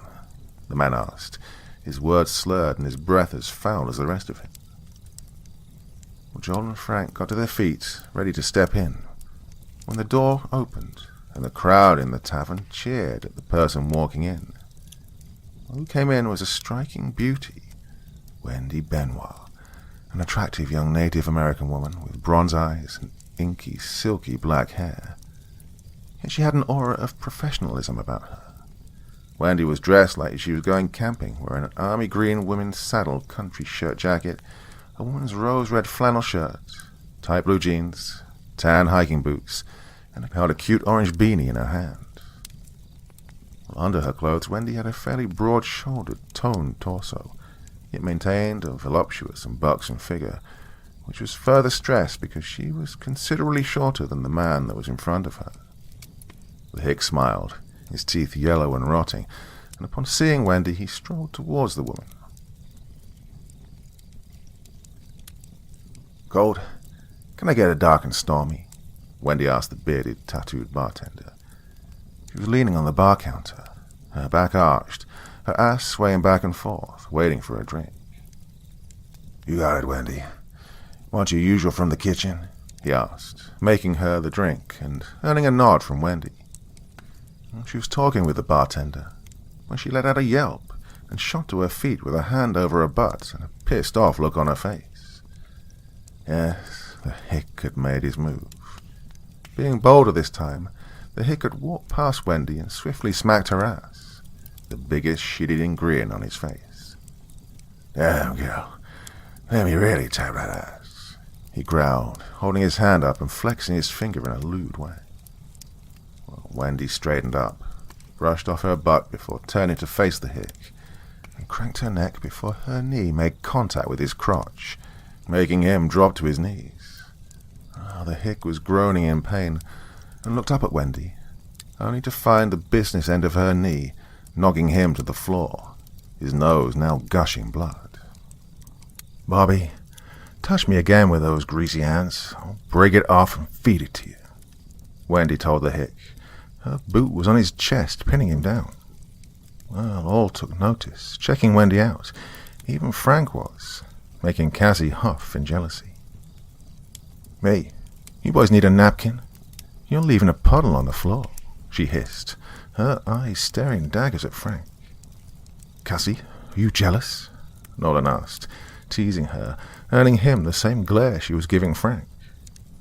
"I just don't see why you four are panting like dogs. She's not all that hot," she said, huffing again. "Cassie, look at her. She looks like she should be a model for Sports Illustrated. You look like a model for Playboy," Nolan said, pointing from Wendy to Cassie. "Oh, you would say that, you freaking pervert," Cassie spit out in a low tone, making Nolan go silent. "Well, you want to try your luck? Go talk to her and get your teeth kicked in," she grumbled. And the two went on like this for a while until Joel stood up, heading to the bronze-eyed beauty. "Excuse me, miss, but are you Wendy Benoit?" "Yeah. Who are you and why do you want to know?" Wendy asked. Wendy asked as one of the wait staff set her drink in front of her. She looked at the older man with a drink in her hand. Well, she still looked annoyed after dealing with that pervert earlier. "I'm the guide to that film crew over there," Joel began, pointing to Cassie and the other three men. "We're here to do interviews with the locals and tourists on sightings of local legends. We've been told you know quite a bit about it," Joel explained, getting a bored and annoyed look from Wendy. Visibly annoyed that someone was interrupting her when she was trying to relax, and here this guy was bothering her. "Well, take a seat in your Frank and join, but any funny business and I walk," she warned him, her voice luscious, very tasteful and attractive, appealing to Joel like the call of the wild. With that, Joel gestured for the others to join, and they brought their drinks and food, having a good time getting to know Wendy as she got to know them, but, well, like all things, it had to end as the tavern was closing. Nolan and Quincy were checking Wendy out the entire time, and as the night drew to an end, Wendy stood up, about to head out. "Oh, Wendy, if you've got nowhere to go, we've got an extra room, plus we haven't done the interview yet." Quincy was hiding his lustful intentions with a toothy smile. Wendy's eyes narrowed at the bearded man. She was no fool and knew Quincy was looking for more than a simple interview, but she took the offer all the same. "Fine, I can take you in my Jeep. I can take most of you, but the rest will have to wait here for me to come back," Wendy said, leading Joel, Frank, and Cassie, while Nolan and Quincy were left waiting.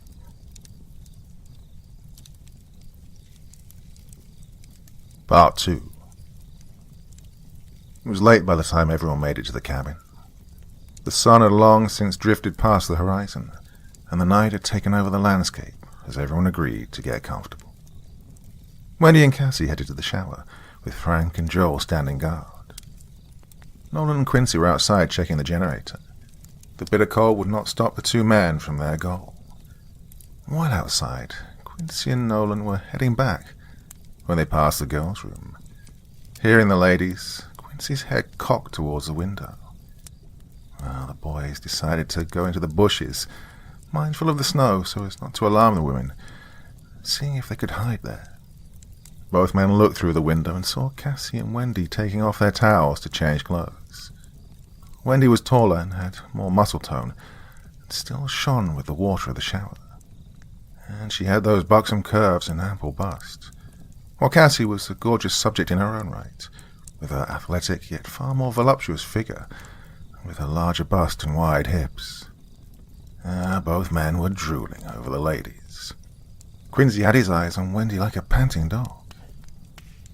He noticed all the tattoos then on Wendy's body. She headed back to the window, talking to Cassie about how the interviews would go. Wendy's back had a massive skeleton with a Native American headdress, with a tomahawk in its hand, and two other skulls on either side of the Indian figure. The tattoo started at the middle of her back, up to just the top of her butt, with the word exile written below the Indian. Across her shoulders were the words "Smile at Fear" in elegant cursive. Wendy turned around to grab her duffel bag, revealing two more tattoos. A skull with roses around it on her stomach, going around her belly button, and a bone-handled bowie knife, and a tomahawk crossed in an X, with writing on the bottom going from her right thigh to her right knee. Cassie didn't have any tattoos the size of Wendy's, only a butterfly on her lower back and an archer on her shoulder.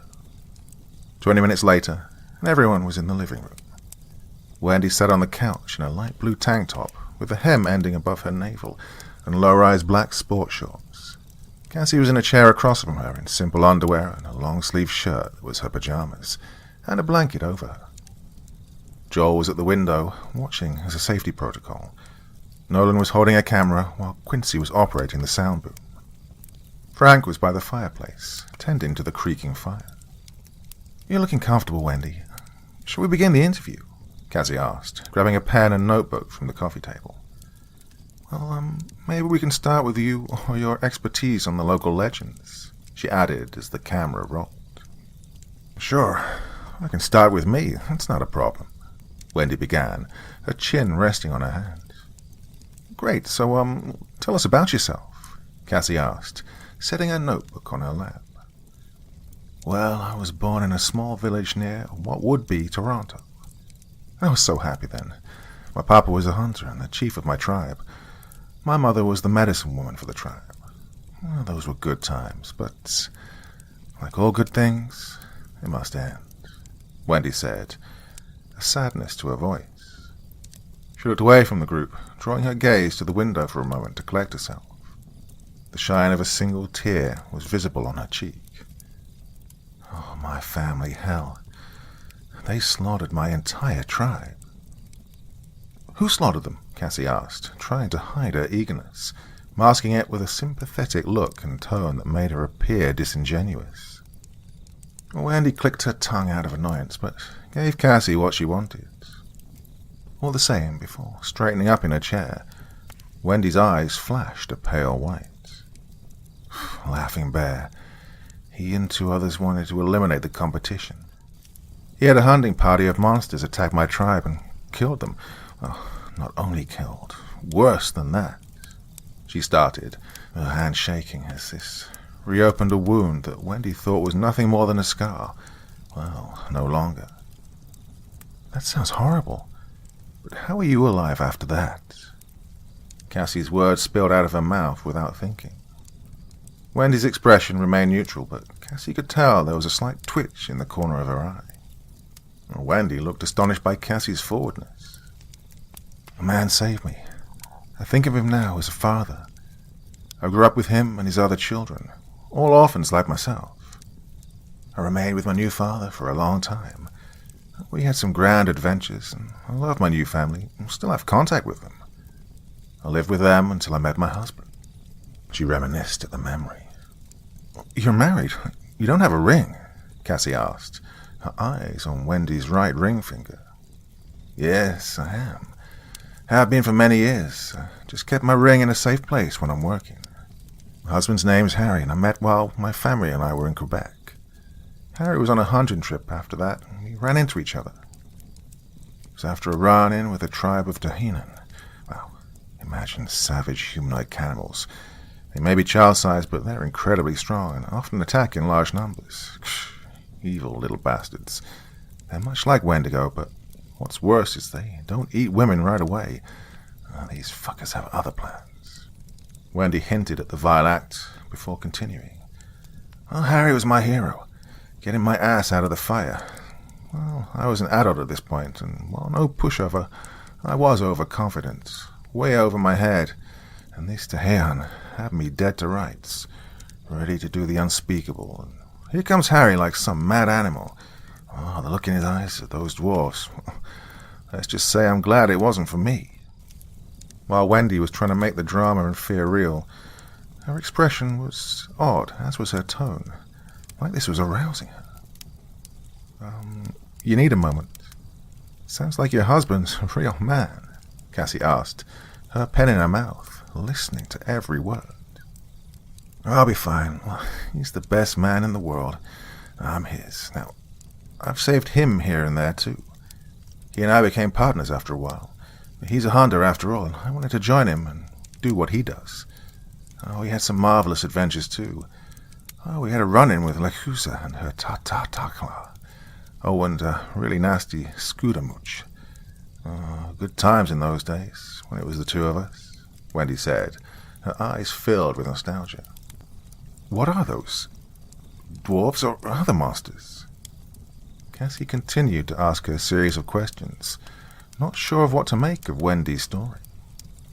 Shudakamuch, the Ghost Witch, is one of the scariest and most dangerous figures in Passamaquoddy and Micmac mythology, and in America. The Ghost Witch is often said to be born from the dead body of a shaman who practiced black magic. The demonic entity then emerges each night to murder anyone they find. Well, you can kill them with fire, but beware if approaching one. Simply making eye contact or hearing the witch's voice can bring a diabolical curse down on the unwary. So best to get them when they're sleeping or distracted. Lakusa and her Tatakla, the big owl and the owl women from the Yakama tribe, well, come tales of 5 supernatural women who resemble giant owls, plus a big mother, dwelling in caves by day and flying out at night to prey on many creatures, including humans. Well, in fact, they prefer the taste of children. Legend has it they can hunt humans by mimicking their language. They're easy enough to kill. Remove the head, but they fly and they're fast as hell, she explained, getting a look from not only Cassie but the whole team. This made Wendy happy. She was leaning back in her seat. You're very knowledgeable. I'm impressed. Now, speaking of monsters, tell us more about what you know, Cassie requested, the professional journalist in her coming out. Well, Wendigo is the commonly asked one. You must not realize how many types there are. Wendy's comment was nonchalant. Well, there are other creatures like Wendigo. Explain, Cassie asked. To begin with, what most people think Wendigo are, it's like deer-like man-eaters that stalk the forest in the northeast, but that's not the case. Wendigo's a humanoid, standing at over 6 feet.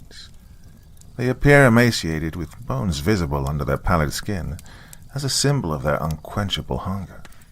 Wendigo's eyes are usually pushed back deep in their sockets, with milky white eyes, and have many layers of crooked and sharp teeth. They have razor-like claws that are used to rip prey to shreds. The idea of the antlers and the deer skull is not new, but a more modern than traditional one to some tribes here in the north. The tradition of the deer antlers and skull is still a practice, but for as a hunting ritual, well, most are deer or deer-related animals. There are some who do use other animals like bears, wolves, and mountain lions, Wendy explained, letting Cassie write her notes so she'd understand what she was talking about. So, there are more. How is that possible? Others are out there, Cassie inquired, her pen tapping at her bottom lip. Her attention was totally on the woman on the couch in front of her. Wendy crossed and then uncrossed her legs, thinking about how best to word her answer. Creatures like the Wendigo are Wechuge, Kiwok, Genu, Djunkwa, Achen, Tashia, Chinu, Lijerak, Taruksuk. Most are here in northern Canada and Alaska and most of the northern part of the United States. That many? What makes them so similar or so different? What makes these monsters you listed like Wendigo? Cassie continued her questions. To hear that there were so many variations of one type of monster was amazing. This is a long explanation. For starters, most, if not all of them, are cannibalistic and spirit-like, so if they die, they can possess those that engage in cannibalism. Now, this is only possible if they're of pure blood, but, well, let's start with the Kiwok. They have a culture. It's like the Abenaki tribe of the northeastern United States. A Kiwok, or Giwakwa, was a giant cannibalistic half-animal, half-human creature that inhabited the forests and woodlands of the area of present-day New England and Quebec during ancient times. Now they've spread across the northeast, and some are here in the Yukon. Most legends describe them as former humans whose hearts turned to ice because of either possession by an evil spirit or commission of some dreadful crime, such as cannibalism or allowing a person to starve. But, well, he doesn't feel regret for his crimes. He only feels hunger. That's all he can feel. But they look more like giant humans with animal features. Some have antlers, or some have horns, or even wings. Wendy felt her explanation was a little long-winded, but she had some venom in her tone. Next we have the Chenu, another evil cannibalistic spirit. Well, seen as cannibalistic ice giants, or Yeti-like, though the two are not related. Chenu is larger than the average man, Getting bigger the hungrier they are. Now they have sharp fangs which stand out because they chew off their lips. They're hairy too, with thick, ashy hair with horns. Now Chinu used to be human, being corrupted by dark magic and cursed to eat people's flesh. Their bodies become excruciatingly warm and hair grows. Thus they look like a yeti, forcing them to live out in the snow. There are a few ways to kill a Chinu, usually requiring you to do so more than once. Now some versions say the only way to make sure they're truly dead is to chop up their bodies into multiple pieces. There's no way of destroying the Chinu except by destroying their icy hearts, either by tricking them into eating salt or forcing them into eating so much that they throw up. Wendy continued, seeing that no one was interrupting her. Now, Chinu is a wild and cannibalistic hairy giant, normally in Maine, with a culture like the Miwok, in the same region. Chinu is comparable to the Wendigo and to a lesser extent Sasquatch. There are more mysteries, more rumors. Wendy was reviling at the expressions of her audience. And now we have the Wechuge, a man-eating creature or evil spirit that acts like members of the Athabaskan people. Now, some were people possessed or overwhelmed by the power of one of the ancient giant spirit animals. Now, they start out as savagely animalistic. These giant creatures become a crafty, more intelligent, powerful, and yet somehow keep their power despite being transformed into humans or icy, massive animals. Like the Wendigo, the Wechuge seek to eat people, attempting to lure them away from their fellows by cunning. But it's made of ice and very strong, and the only way it's killed is by being thrown on a campfire and kept there overnight until it's melted, Wendy said, and the crew was now noticing the underlining venom in her tone. Yeah, the Tariaksuk's a humanoid creature associated with shadows, invisibility, and obscurity. They're the same as any other human being. They have houses, families, weapons, tools, and more.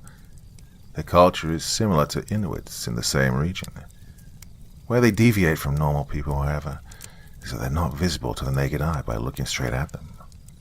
In looking directly at them, they either disappear into the separate world which they occupy, apart from our own, and only reappear when they go in for the kill. They only become visible when they're killed. If they choose to, their true appearance is that of a half-man, half-caribou creature. Aside from the strange condition of their visibility, they can only catch prey while hunting on foot.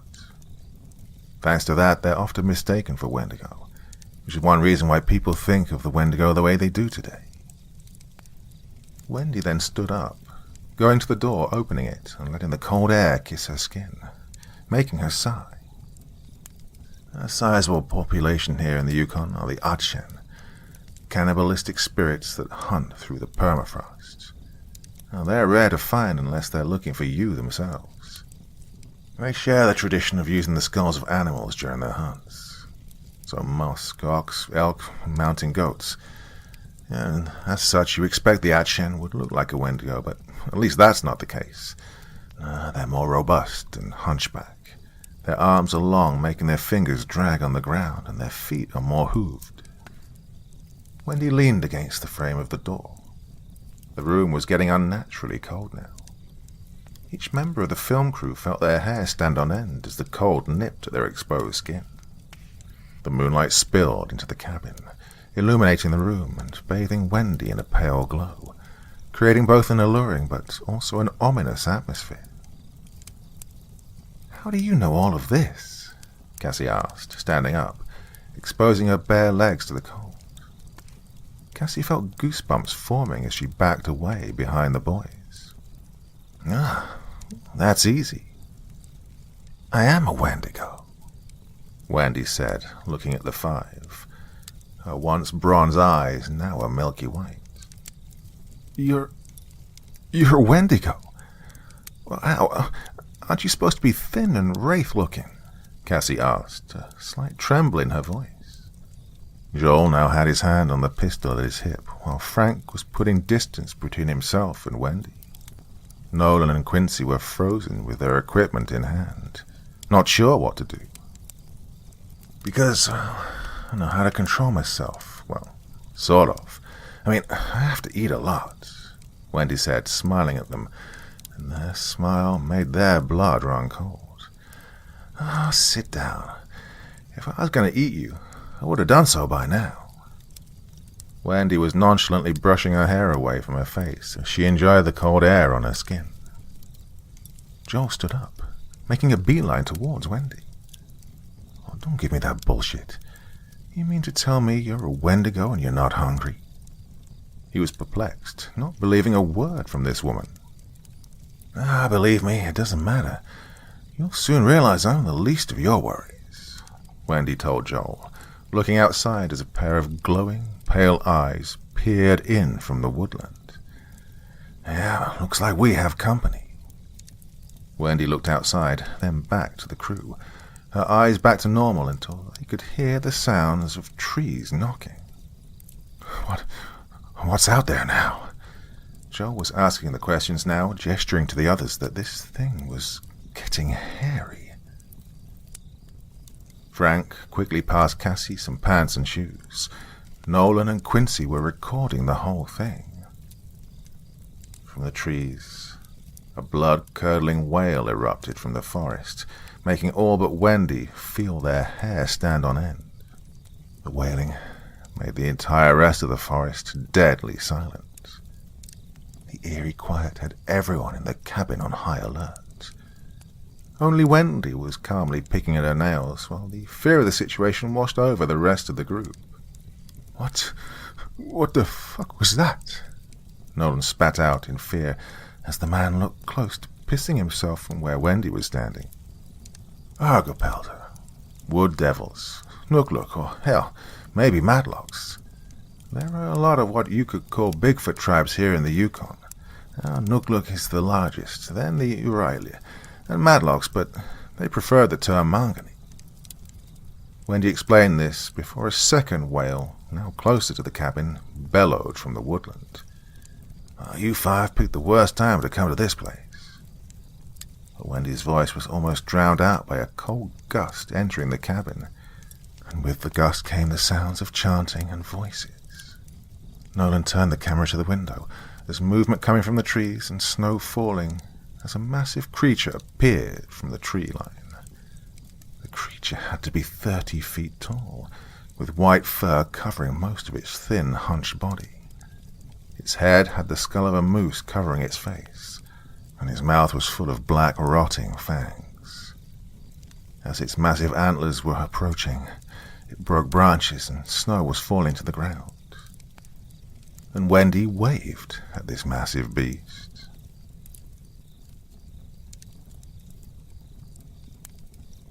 Part 3. "Hi, Dad. I'll be there in a bit," Wendy called out as other monsters appeared. Wendy shut the door and returned to the couch and gestured to Cassie to sit. "Now, let's get back to the interview." Wendy was acting casually about a band of monsters hanging out just outside the door. Why are those things outside? Is it because of you?" Cassie asked. She had the feeling that Wendy was playing games with her and all of them. "Yeah, it's as long as I'm in this cabin that you're safe, but you two have been busy, haven't you?" Wendy looked at Nolan and Quincy, grinning at both of them. "I know you two were spying on me and Cassie. Naughty boys. But you two were setting traps as well." Wendy was jovial, almost gleeful. "How would we have done that?" Nolan asked. He was as nervous as Quincy, both men now looking frightened. Well, it shocked Cassie that they would spy on her, but that shock became anger. Both the men were terrified of the Wendigo sitting on the couch, with that shit-eating grin on her face. The two looked to their fellow crew members, seeing that Frank was as furious as Cassie. The realization now that they were in deeper shit than they first thought. The shadows of the woods hid several creatures that had joined the massive Wendigo. There was a group now standing in the woodline. They all had thick black hair on their upper body, leg, and the head was slightly pointed at the back. They also had a long beard that reached its waist, and wore moose skin ankle-high boots, a moose skin loincloth with bone or flint knives on their belts, which which made the creatures look more like cavemen than Bigfoot. There had to be more than a dozen of them. Primitive weapons, simple clubs with large stones fixed to the end of a thick wooden shaft, and branches torn off trees heavy enough to kill a full-grown man with little effort. Or they had ancient spears thick as a man's forearm, with points of wood and stone sharpened to a razor point. These were what were in the hands of these cave-dwelling beasts. The last to appear was a Wendigo, gaunt and horribly emaciated, with its ashy-grey skin making it look pale in the moonlight. More pale, long, bony arms with hands that were enormous, fingers tipped by sharp claws dragging on the ground, and a large, distended abdomen. While their arms and legs were long and slender, and they all stood hunchbacked. Their skull-like faces had short strands of long, stringy hair, and sunken black eye sockets, and mouths filled with long, jagged teeth. They emitted audible, raspy exhalations, breath a cloud of frost mist, before letting out a piercing scream to intimidate those around them. Wendy was messing with her nails, waiting to see what the humans were about to do. Joel headed to a massive trunk that they had with them. "It's go time, people. Get your gear. We have monsters to kill." Joel's words cut past the tension, snapping his crew out of their shock and fear. Joel popped open the trunk, grabbing and tossing a bag at the rest of his crew. Well, Frank's pack armed him to the teeth, a hunting sword in his hand, going into the leather sheath on his side. The 36-inch long, straight, single-edge, pointed blade sported a serrated saw edge on the back of the blade. The hilt featured a thin knuckle bow to protect the fingers, with a trigger to a small matchlock pistol built into the hilt, with deep firing grooves cut into the fuller of the blade. Hanging on a ring on his belt was a single-handed hatchet striking tool, with a sharp blade on one side and a hammerhead on the other. The axe was simple on the surface, but Wendy had to guess several secrets were hidden within it. The shoulder holster Frank wore had a pure combat knife attached. A broad leaf-shaped blade sharpened the full length on one side, and from the tip to half on the other side. Coated with a dull matte finish to prevent detection at night from stray reflections, the blade would be near invisible in the dark. A pistol was in a holster, and a double-barreled shotgun was in his hand. "Cassie and myself will take the windows, covering any blind spots," Frank told Joel as he loaded a round into the shotgun. Cassie had a sword on her, too.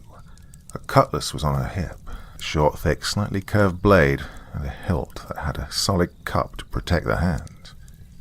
On her ankle was an FS fighting knife with a slender blade almost stiletto-like, a weapon optimized for thrusting. But Wendy was aware of the FS knife's capability to inflict slash cuts to an opponent with its cutting edges. The brass oval crossguard, knurled pattern grip, and rounded bull pommel glinted dully in the lights. The Taurus PT-92 on her hip, ready to be drawn, and next to her was a Riot model Ithaca 37 shotgun with pistol grip and tactical sling. But the umbrella beside her shotgun stood out as odd for something to protect a person. "Look, we can handle them if Quincy's shooting hasn't got rusty and Nolan's traps actually work," Cassie hissed, still angry at the two men. Quincy sheathed the 25-inch short sword and a pair of brass knuckles in a holster on his belt, beside his pistol on his hip. Two rifles were beside him. An Enfield L1A1 SLR rifle was by the window, while a high-powered Blazer sniper rifle was being mounted on a stand in front of the window facing where the Wendigo was. "Almost set, Nolan. You have those traps set, yeah?" Quincy asked, loading a round into the chamber of the rifle. "Well, they aren't close to them yet, but I have triggers ready for any that miss the traps I have set," Nolan explained, with a trigger in his hand. Nolan was holding a short-bore spear in his hand, with two lugs on the spear socket behind the blade, with each lug attached to hook an opponent's weapon, additionally acting as a barrier to prevent the spear from penetrating too deeply into the quarry where it might get stuck or break, and to stop an injured and furious target from working its way up the shaft of the spear to attack Nolan. Well, the shaft itself was short, but there was a trigger by his hand, so Wendy was wary of that weapon. Nolan's Mark I trench knife rested comfortably in the sheath, its 6 3/4-inch double-edged dagger blade with a black oxide finish, and the bronze handle had a chemically blackened finish too, with cast spikes on the bow of each knuckle. The spikes were intended to prevent an opponent from grabbing the knife hand, as well as to provide a more concentrated striking surface when employed in hand-to-hand combat. This was a weapon not just for hand-to-hand combat, but stealth as well. Close to Nolan was a crude club made out of wood, spikes nailed into the wood near the top and extended a couple of inches from the body. 6 spikes, all evenly spaced around the circumference, with one sizable spike at the end of the club, made to be lightweight and to kill the brain of whatever Nolan swung it at without getting stuck in the skull. The rest of the club was wrapped in barbed wire, adding to its lethality.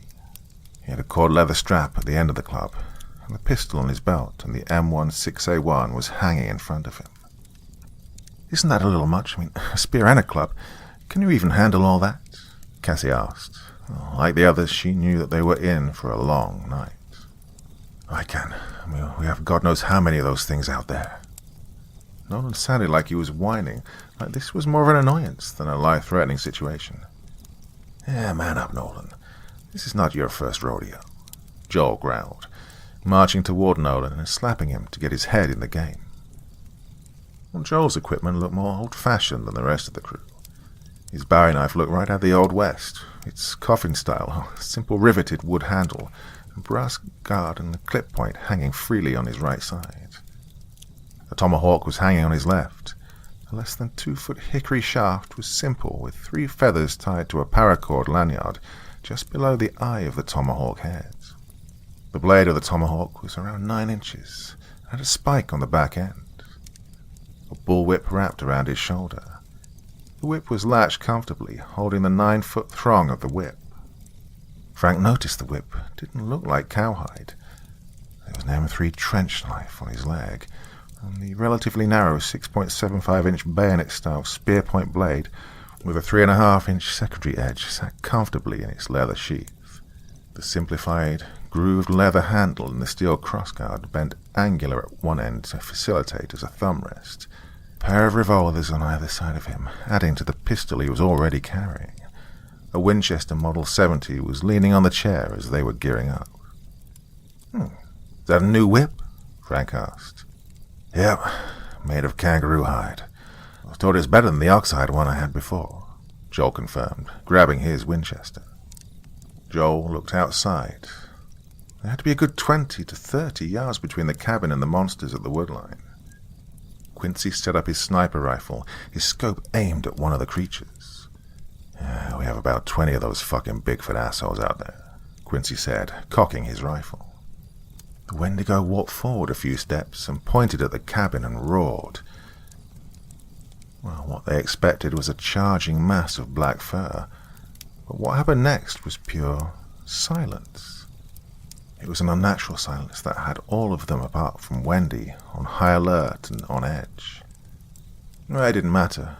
If this was your first time facing creatures of the forest, or the 100th time, this was the hardest part of the job. Anything could happen, but the 5 of them knew if they left the cabin, they were all dead, no question. Quincy was looking through his rifle scope. He could see 2 of the Nookluk, both robust creatures armed to the teeth, like the crew. One was dragging a vicious-looking club and had a primitive stone knife. The other had a simple bow with a quiver of arrows, which Quincy could clearly see. He never even saw the 3rd ape-man toss the spear that was coming at him, the stone blade of the spear missing the hunter, just grazing his cheek, but leaving a nasty gash and knocking Quincy to the ground. He clutched the wound as blood pooled onto the floor, the red liquid already staining it, while Nolan and Cassie rushed to their partner, seeing him still moving and cursing at the pain and at the beast that had attacked him. "Quincy, can you fight?" Cassie asked, her hand on his shoulder, her eyes focused on the spot where the spear had hit him.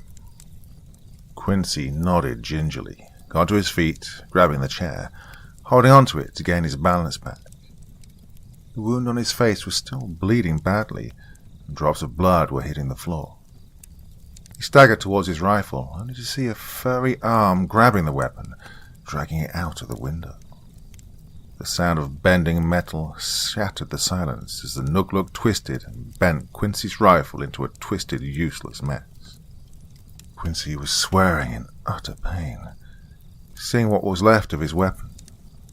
Thankfully, he had a second rifle, and in the echoes of his old master's words, a backup's never a bad thing to have.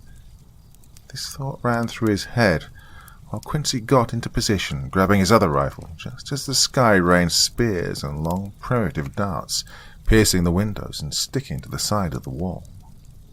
In revenge, Quincy fired off 3 shots, killing 2 of the Nugluk, including the one that had maimed him. This got the response the hunters were looking for. The Nugluk stopped wasting time and charged at the cabin, swinging their clubs and axes, roaring and bellowing in rage at their fallen tribesmen. They were going to destroy that cabin, and they would feast on the men and use the women before eating them too. Nolan, Quincy, and Joel provided long-range cover with their rifles, with Frank and Cassie handling the one that had gotten too close to the cabin. Well, the plan was to rain a holy hell of bullets at the beasts, but when the 5 hunters pulled the trigger... "What the fuck?" Frank cursed, checking his shotgun, discovering the firing pin was missing. The others checked their guns, noticing they'd also lost their firing pins. "What the hell happened to the firing pins?" Frank yelled, checking his pistol, seeing that firing pin was also missing. He tossed his pistol aside and drew his hatchet, preparing himself for a more up-close and personal fight than he or his crew had been banking on. The charging Nugluk, approaching the cabin, was about halfway there now, when the front line stopped and wailed in pain, falling to the ground, seeing one of their feet mangled and bloody. The foothold traps and snares had cut into their flesh, making the leg useless, while others were disappearing, falling into trapping pits filled with spikes, killing those that fell in or pinning them to a spot to be picked off by the hunters.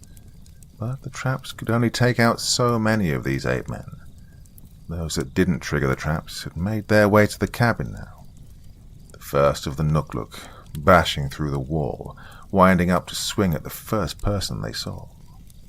But they were met with the business end of Cassie's cutlass, the unmistakable twang of steel hitting bone, and the wet squelching sound as Cassie cut into the beastman's collarbone with ease. This was repeated by each one of the crew, followed by the wails and yelps of the Nugluk who entered the cabin. This action of picking off a few at a time, only without firearms, wouldn't last much longer, and going outside would be a death sentence. Frank looked at the last spot he'd seen Wendy in, and noticed she had disappeared. The realization had dawned on all of them. They'd got played for fools, and were now in the middle of a goddamn feeding frenzy.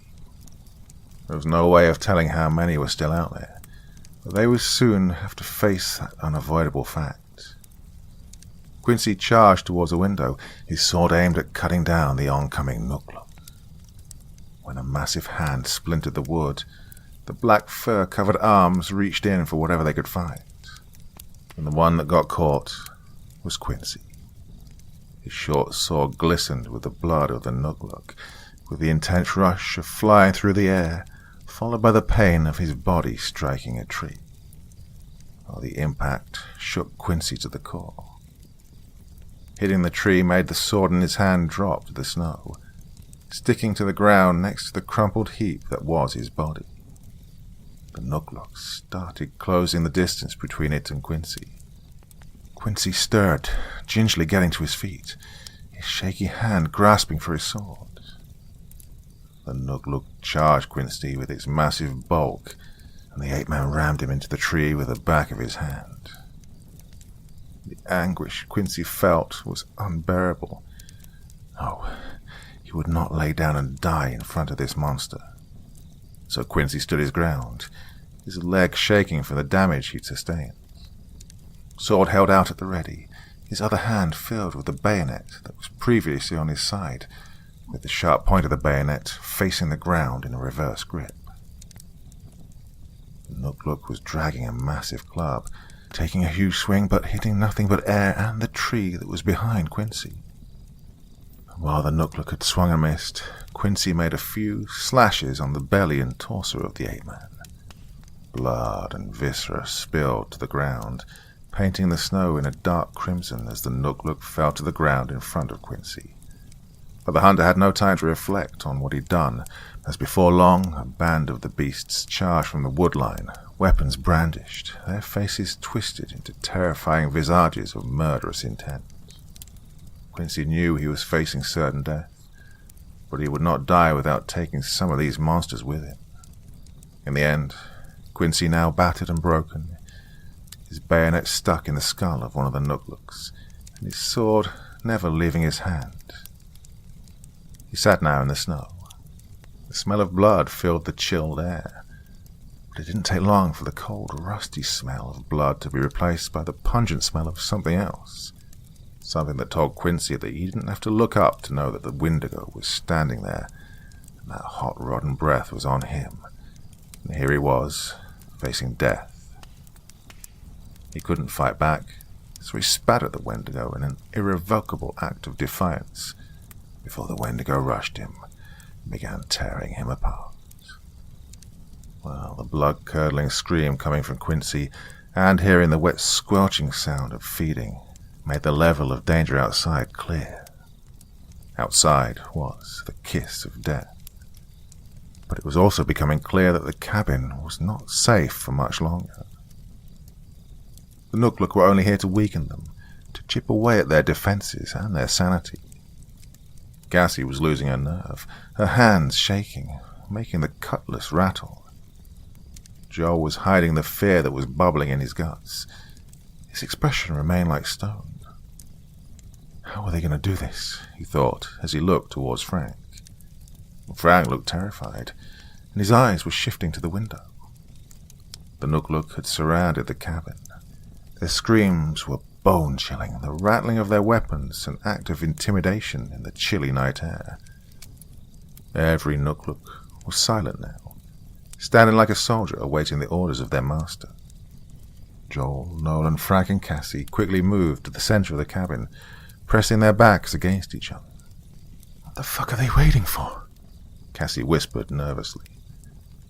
"I think they're waiting for something," Frank said, his hand gripping his axe now, his knuckles white with how hard he was handling this weapon.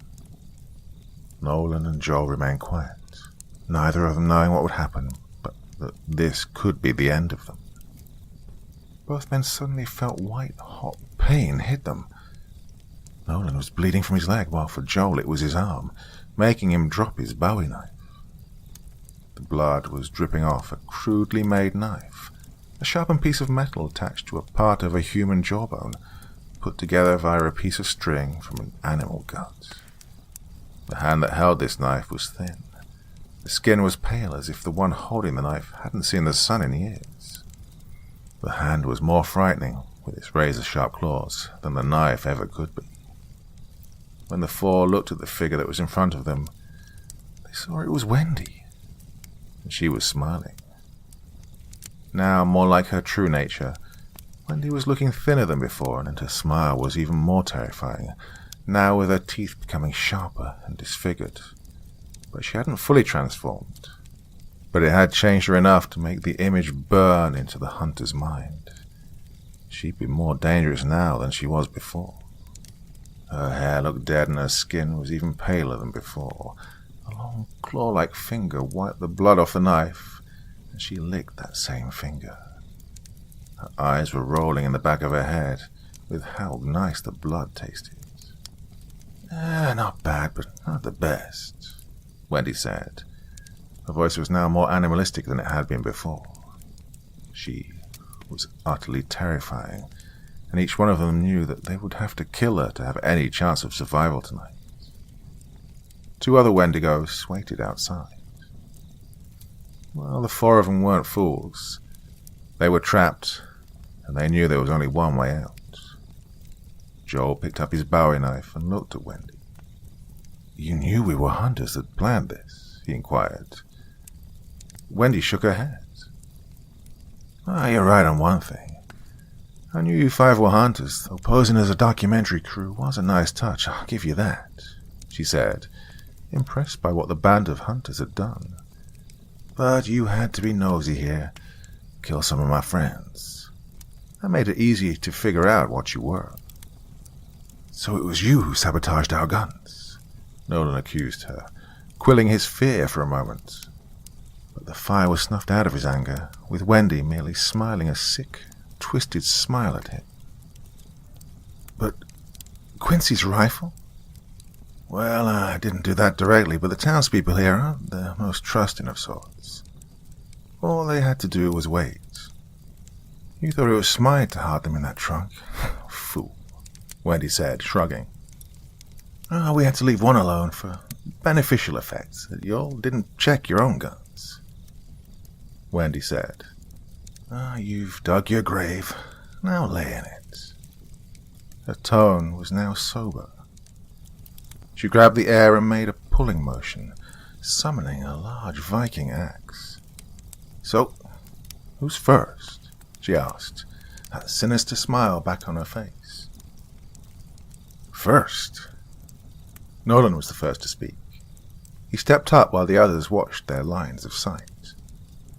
Nolan, you sure about this? That look in her eyes says she isn't playing. She's serious, Cassie asked, her voice low, glancing looks to her friend, her anger from earlier gone. Yeah, I'm sure you three can get out of here while I keep her busy, Nolan whispered back, a hand gesturing for the other three to run. Yeah, fat chance of escape. The Nook have been ordered to kill anyone that's not myself or the other three that will join us, Wendy said, her form human once more, her frame leaning against her axe, making her body curve deliciously. The four hunters said nothing, but their dread was washing over them once more. 3 people then walked in. Doc Longshadow, holding the moose skull, Bobby the perverted hick from the bar, and Liz, Doc's assistant. Pick your poison, Wendy said, gesturing her hand to one of the 3 who'd walked in. Nolan sized up the 3, rolled his shoulders and lifted his spear, pointed it at Liz's smile, which was wider than a normal person should have, with a mouth full of razor-sharp teeth. Nolan fought hard, but Liz was too much for the man, even with his spear. The spear lay broken next to his now half-devoured body. Joel fared better, but against Doc, the hunter ended up with a gunstock club to the gut, and Doc, being a mean bastard, was letting him bleed out. Cassie could have had a far worse fate if Wendy hadn't shown mercy, killing her, and Bobby too, that man trying to satisfy his lust, not hunger. Bobby took the trench club belonging to Nolan and used the club brutally, relishing his time with Cassie, much to Wendy's disgust, before the last straw was seeing a beaten Cassie helpless, almost being raped by Bobby. Now Wendy wouldn't stand for that. Bobby was soon a dead corpse in the corner, with the marks of a bullet wound on his forehead. Cassie had died from her injuries, but she wasn't being eaten. That's because Frank was the last man standing. He stood between Cassie's body and the monsters before him. The butt of his axe was smoking, but he pushed the head off his axe, hiding the firing mechanism. He was looking now at Wendy. Why? He asked, unsheathing the hunting sword and cocking the gun attached to it. He wanted to see every single one of them dead, and their heads on a spike. You hunters, you and your people have hunted and destroyed my people. Well, that's what I'd like to say, but honestly, you just had the worst timing to come after a village of man-eaters. Wendy's answer was a little disappointing, mainly for the hunters and their lack of preparation. Their traps around the cabin had been lackluster, and the security in the cabin was laughable, with only Frank having a working firearm. Joel was spitting out blood, his body feeling every agonizing movement as he got up into a sitting position. Frank, kill them. Do you? Joel started growling at Frank, but got cut short as a fresh wave of hot pain overtook him, the handle of a knife in his shoulder. That's enough out of you, Hunter, Wendy said coldly, and then turned her attention back towards Frank. You think you can escape from here, Hunter? She asked, every step she did avoiding Frank's swings of his axe and swords. Frank took the last swing of his axe to meet Wendy's claw to his neck, killing him, the wet, warm feeling of his blood pouring over Wendy's hand, making her heart race from hunger and her mouth water. Without a second thought, Wendy sank her jagged fangs into Frank's cheek with a loud, sickening crunch. The 5 hunters were now dead and gone, and after Wendy finished feeding on Frank, she took the time to go for a shower, passing Doc and hugging him. It was good to see you, Dad. This was fun, she said, giving Doc a hug. It was good to see you too, child. How is Harry? That boy hasn't been here in a while, Doc asked, letting Wendy go. Well, he'll be here tonight. He had business to tend to, Wendy said before heading to the shower. It didn't take her long to wash the blood off the body. After a good shower, she got a change of clothes when her phone rang. XR Repair. We fix everything from wrecks to relationships. How can I help you?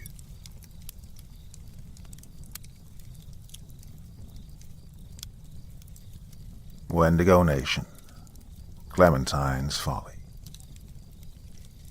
In a cavern, in a canyon, excavating for a mine, dwelt a man of 49 and his daughter, Clementine. The year 1905. Luke huffed and puffed his way down to where his team had hidden their raft at the trailhead. He had to get away from the whispers, the wails and cries in the night, from the blood and the constant fear of death stalking the forest. No matter how rich the strike, it wasn't worth his life. At first, he and his partners had been able to write off the noises as wind in the trees and rocks, then wild animals, but then lost souls.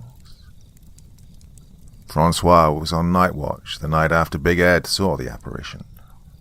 When Ed claimed, "I seen some sort of pale, skinny, spiky thing in the trees that was way too tall for any man or beast." Frank had been the only one with the temerity to laugh off the tale. Big Ed, probably dreaming, eh? Thinking about some tall, skinny women all pale in the moonlight. Maybe you saw some kind of loup-garou, no? Big Ed had bristled, and no one with sense would prod too hard at the large, rough-cut character, though it was questionable how much sense Francois possessed. Look, old Frank, all of you, I don't lie and I don't dream. Ain't got that kind of imagination nohow. I seen what I seen, but I don't rightly know for sure what it was. Could have been a spook or a rougarou. No idea.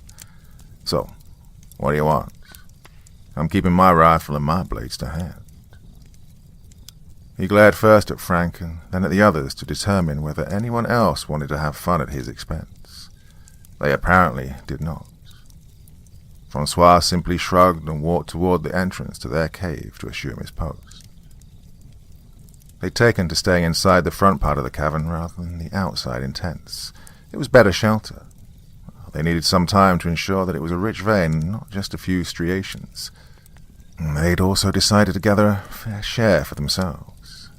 Might as well take home a small fortune in case they were cheated or ran afoul of robbers or met with some other misfortune that had taken the lives of so many others who'd sought wealth in the vast empty spaces of the Klondike. All things considered, it was probably a good idea to take guard duty in turns. There were 6 of them, so it worked out well. Half a night's loss of sleep every 3rd night, with a small price to pay to sleep well the rest of the time. Francois shook his head at the memory of the account by the decent but poorly educated man from south of the border. Louisiana, he claimed, and his angry diatribe about spooks and rougarous out in the woods. His shift was more than half over, so he'd be able to sleep soon, when his relief, Charlie, assumed the role. He started, and his heart pounded savagely when he heard a screeching wail out in the trees, but far too close for comfort.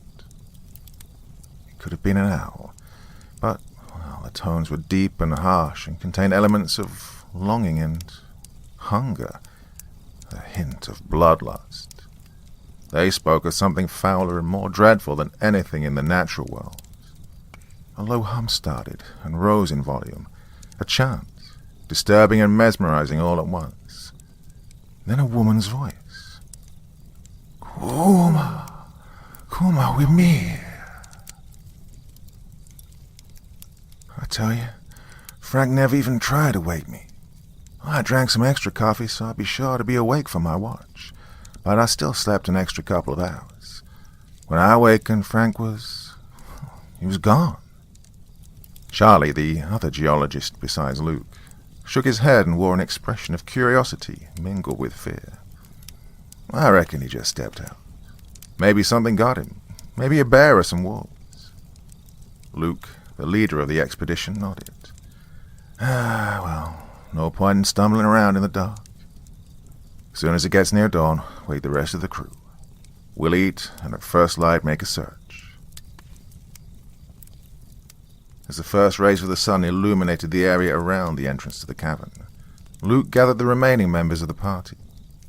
George, you're our best tracker. You want to take a look before we go traipsing around and messing up the signs? George, a compact, taciturn man, nodded and proceeded to study what signs were available in the hard surfaces in front of the cave mouth and the soft loam beneath the trees. Once out among the trees, he began to look in earnest to either side of the trail they'd worn for themselves. Presently, he returned and reported. Not much.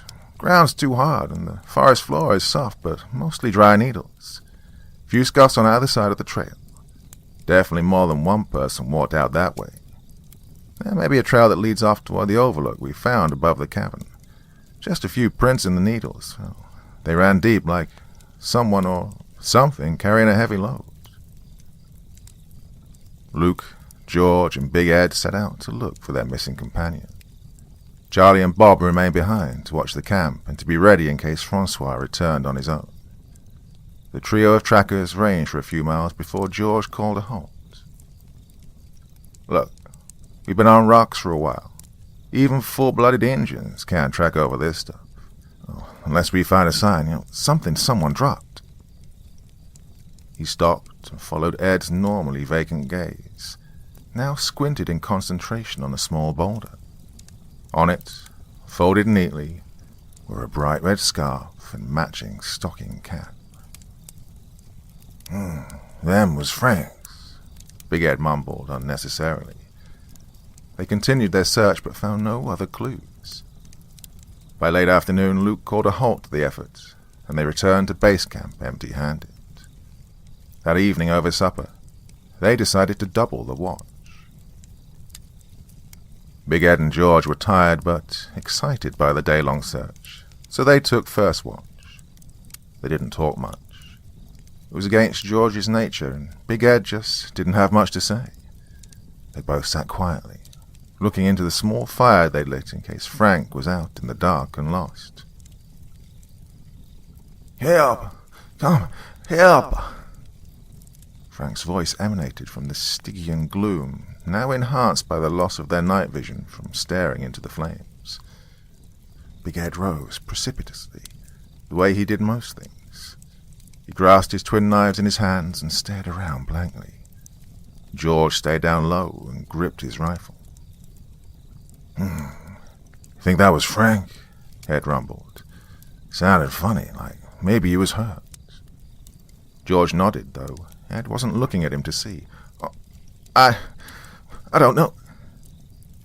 The voice interrupted them. "Come, need help." True to his nature, Big Ed charged precipitously toward the sound. George called out to stop him, but the large man was already dodging his way among the trees into the deep murk of the forest. George followed for a few paces, and then realized he would never find even so large a man as Ed under the circumstances, so he settled for waking Luke and the others. Ed ran and dodged and did his best to listen. Eventually he called out, "Frank, that you? Where you at, Frank?" He was rewarded with only the sound of his ragged breathing in the cold night air. His vision had returned a little, and the half-moon light penetrated into a small space between the fir branches, not quite large enough to be called a clearing. Through a gap in the trees, he saw movement. It was stiff-jointed, all angles and rail-thin limbs. He made out a wide spread of antlers, an elongated and twisted countenance full of hatred for life and lust for dead flesh. All that head rose, and rose more, to an impossible height. The gaunt and pallid apparition turned its gaze upon him, and Big Ed too, who'd been hiding here in the wild for killing a man with his knives, toughest of a rough crew, had fainted dead away from fear. The last sound he heard was startled laughter coming from either side of his recumbent body.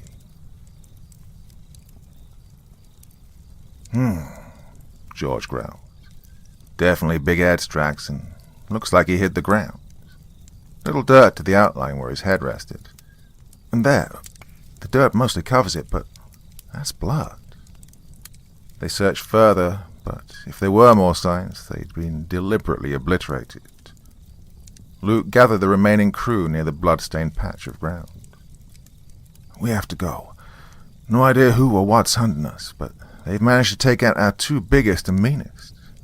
What do you say, boys?" Well, the agreement was unanimous and enthusiastic. Charlie spoke up.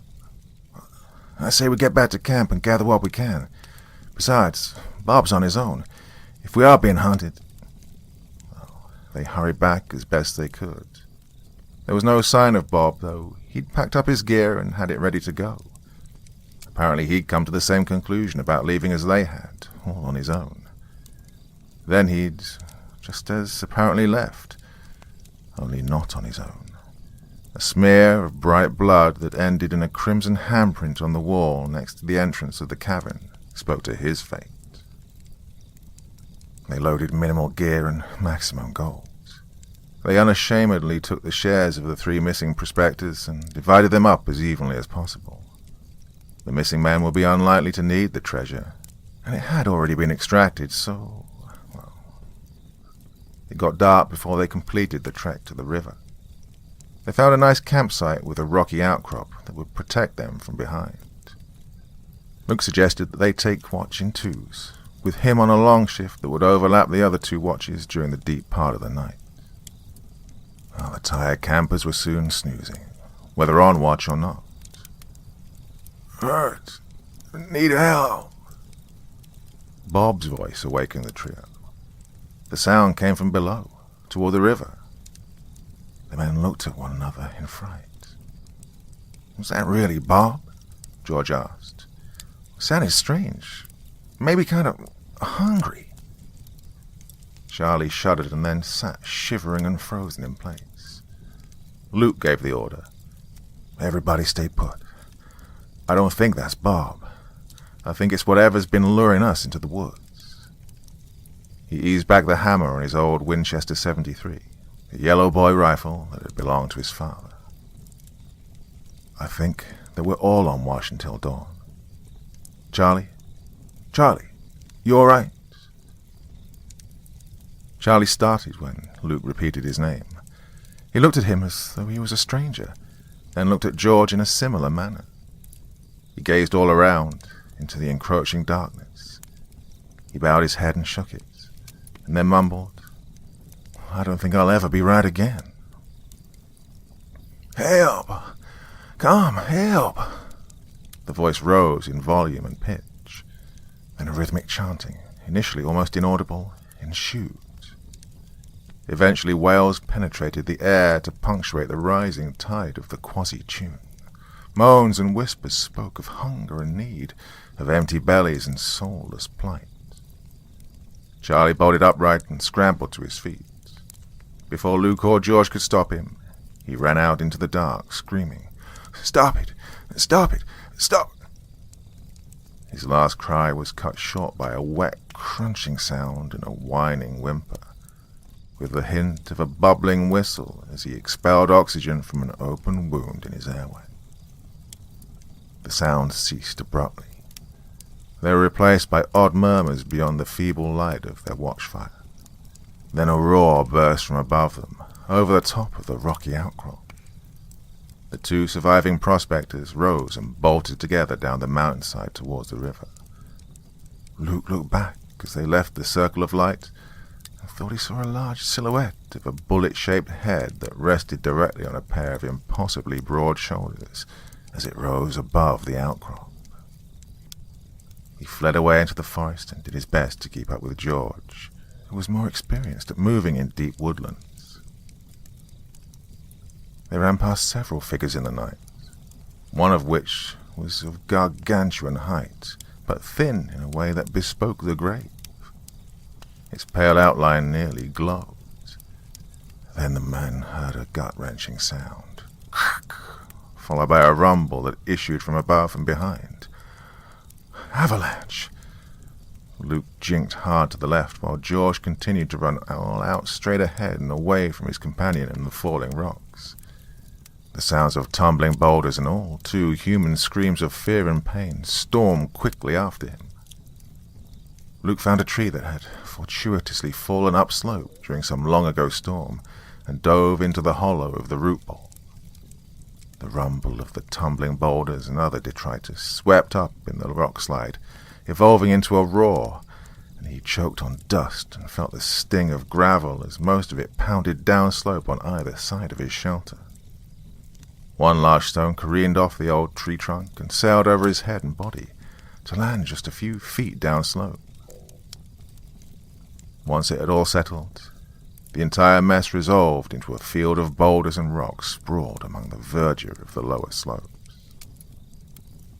He didn't look for George. Even a swift man could not outrun nature in the form of rolling stones. Some other entity, large and fierce, possibly prayerfully benevolent, had started the slide and interrupted the evil spirits that had set up downslope with their murderous plots. Luke decided right then that he'd be back. He still held the nuggets in his pack, perhaps enough to start or buy into a mining company. He'd have to get back to Whitehorse to file his claim, a trek he would have to make on his own once he'd crossed the wide water of the Yukon River. The year 1908. Like she was, and like a fairy, and her shoes were number 9. Herring boxes without tops, sandals were for Clementine. Flynn the fiddler soared on his eponymous instrument and warbled out the darkly humorous tune he thought so fit for the setting. After all, the mine company was called Clementine's Folly.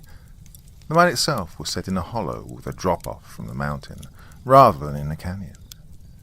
The hollow was like a large dent in the mountain, like a titanic fist that struck the slope and then poked a finger into the surface at the deepest point. Apropos for the song, nonetheless, and there was a nice cavern instead of a mere shaft. Not much by the way of an audience or prosperity in his current location. He was surrounded by miners rather than prospectors, but he was far away from the long arm of the RCMP, which was all to the good in his estimation. Likely, many of his companions were here in this remote camp for similar reasons. In any case, he was on his way to Alaska. Might as well change countries. He'd be no loss to Canada. The Klondike Gold Rush was coming to a close as a new century dawned. But there was a nice vein nearby, discovered a few years earlier. Not by the romanticized single old coot with a lone donkey, but by a small company of prospectors, at least a couple of whom had some grasp of geology. Flynn wondered why they looked here, though. Very remote and, well, not far from the river, It was still a random selection in the wide, wild map of the Great Northwest. Yet it was not his worry. People in this type of settlement did not care for people asking too many questions, and a poking nose could be severed. Oh, my voice is already nasally enough, he smiled to himself. Not that these folks were choosy. A dozen or so customers sat scattered around the little saloon building. Whispering Pines Tavern, a sign pretentiously proclaimed from the plank that rested on 2 empty barrels and made up the surface of the bar. The establishment's owner, Claude, had informed him that the plank had been the city sign on what was now a ghost town from a boom town that had gone bust when their local mine had stopped producing. It had been incorporated into a sledge and then repurposed for a bar top on which he'd added the word tavern. The plank had travelled from wherever it had been felled to the mill, to a town, then to a jury-rig sled maker, then up this little mountain. Quite a journey for an old knotty pine. He felt that it served its purpose nicely, and was sure that its final service would be to feed the fire in the central hearth of the little saloon. Flynn told the story to himself in more poetic terms than Claude had rendered it, to make it memorable. He saw the door to the back room swing open, and a grinning miner emerged, followed quickly and quietly by a young woman, girl really, of the First Nations, possibly a Kutchin or a Hon. She shuffled over to Claude at the bar and spoke with him. Flynn knew that this was to determine whom she would service next, and to ensure that Claude had the money before she escorted the next John into the back room. 4 women had to service around 50 miners. Claude liked to say that the 5th hole that made it 10 to 1 was the mine itself. Luke Preston, the owner-manager of the mine operation, kept promising to bring in more women, but the mine kept everyone busy enough. The locals probably wouldn't like the way their women were used, but other than these 4, Flynn hadn't seen any native people in the vicinity. Strange. The first big storm of the season struck before Flynn managed to clear out and head back to civilization. So he now sat in the warmest building, the gathering hall / office / church / quarters for Luke. Well, it wasn't much larger than the saloon, but contained only 1 room and log benches, although one corner was covered by a hanging curtain. Luke stood at the front of the room. "All right, folks, we're getting to a point where we'll need more equipment. The main vein looks like it may go on for quite a piece. Plenty for us all to be wealthy. However, we have to survive the coming winter. We've laid in a good supply of food and dry goods and ammunition with which to hunt. Plenty of blankets and furs and boots. Look out for one another and..." He paused, and his gaze went distant for a moment. "And, don't go chasing out into the forest if you hear queer sounds or, voices." There was a general questioning rabble of comments and questions, and he held up his hands for silence. "Yeah, the wind makes some crazy odd sounds. It can fool you, like a mirage in a desert. The night birds are strange too. Now, I haven't told this tale often. The team I led to look into this cavern was... well, we had some misadventures and they were killed, including my business partner, Charlie Le Pen. We were down on our luck prospectors, too late to the dance for the Klondike rush, but we ran across an old Kutchin down in Whitehorse. He told us about a haunted mountain that was full of gold. For a bottle of whiskey, he went from giving us dire warnings to giving us directions on how to find the place. Once I got the mining company started, I bought his daughters, so he was able to achieve his lifelong goal and drink himself to death. You might have noticed that the sweet ducklings who work at the tavern rarely stray beyond the outhouses. They're terrified of the trees. So, just, please, stay around camp as much as you can. There are definitely bears, wolves, and mountain lions, and that's enough to keep anyone in camp, and they make some pretty odd noises as well. The supply team will head upriver for the additional gear as soon as the storm abates. They should be able to make it back before the next snow arrives. We'll be in our little camp in our cabin for a long winter that will end with us all bathing in wealth come spring. For those last few of you to arrive, the settlement and the corporation is called Clementine's Folly.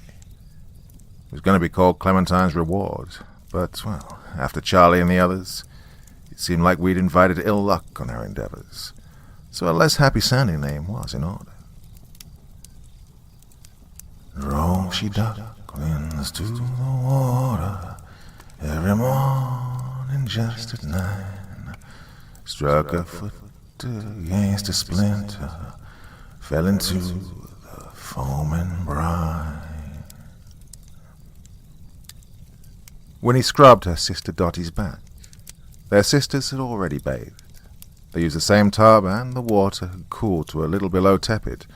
It took a great deal of effort to bring in the water, heat it, and transport it to the tub, yet Claude insisted that they wash themselves, at least the important parts, each day, so that they would be fresh and disease-free for the miners, and of course for himself. The young women shared the work as they shared the burden of their primary trade. Claude gave them a fair amount of food and ensured that they had what care he could provide, with the promise of severance pay when the mine ran out of gold. There were worse patrons. Their father had been one such. Before he'd fallen so far into the depths of alcoholism, he'd taught them about their people and customs and legends. They knew that the place in which they'd found themselves was cursed, haunted by an ancient and evil set of spirits, the Wendigo, who'd started life as human cannibals. They rarely ventured outdoors, and never alone. Besides the supernatural fears, they were each concerned that they would be accosted by the miners. While inside the tavern, the men behaved themselves or faced Claude's considerable wrath, soon to be followed with the firing by Mr. Preston. Yet outdoors, with no witnesses, well, there was no one to take their part. It was a boring existence, and being cooped up all the time led to thoughts of wandering, or of leaving this lonely and awful place, full of ragged, dirty strangers who only wanted to use them. After her own bath, Winnie took a moment to slip outside, and just around the corner, to watch the first flakes of snow drift to the ground in the freshening breeze. The cold air gave her a slight shiver, and led her to nostalgic thoughts of her childhood, when her mother still lived, and her father lived outside the bottle. She heard whistling out among the trees. Not the distinct call of birds, but rather a breathy, mournful sound. It soon turned to a light, almost inaudible chant, and then evolved into something coherent. "Come, child." Winnie started when she realized that she'd heard actual words inserted into the pauses in the chanting. "Come." The voice, a woman's, rattled in her senses. Her shivers turned to shudders of horror. This had to be a spirit, and if it was, it had to be evil, since it was in this place.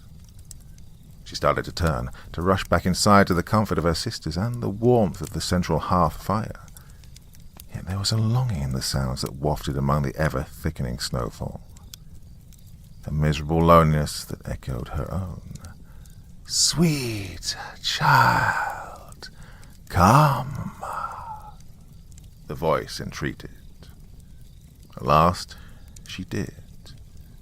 She took a few hesitant steps forward, down the short lane between the last few tent cabins in this part of the encampment. She'd be fine here, among others, even though they were unseen and mostly unheard, as they sheltered in their little dwellings. The wind increased.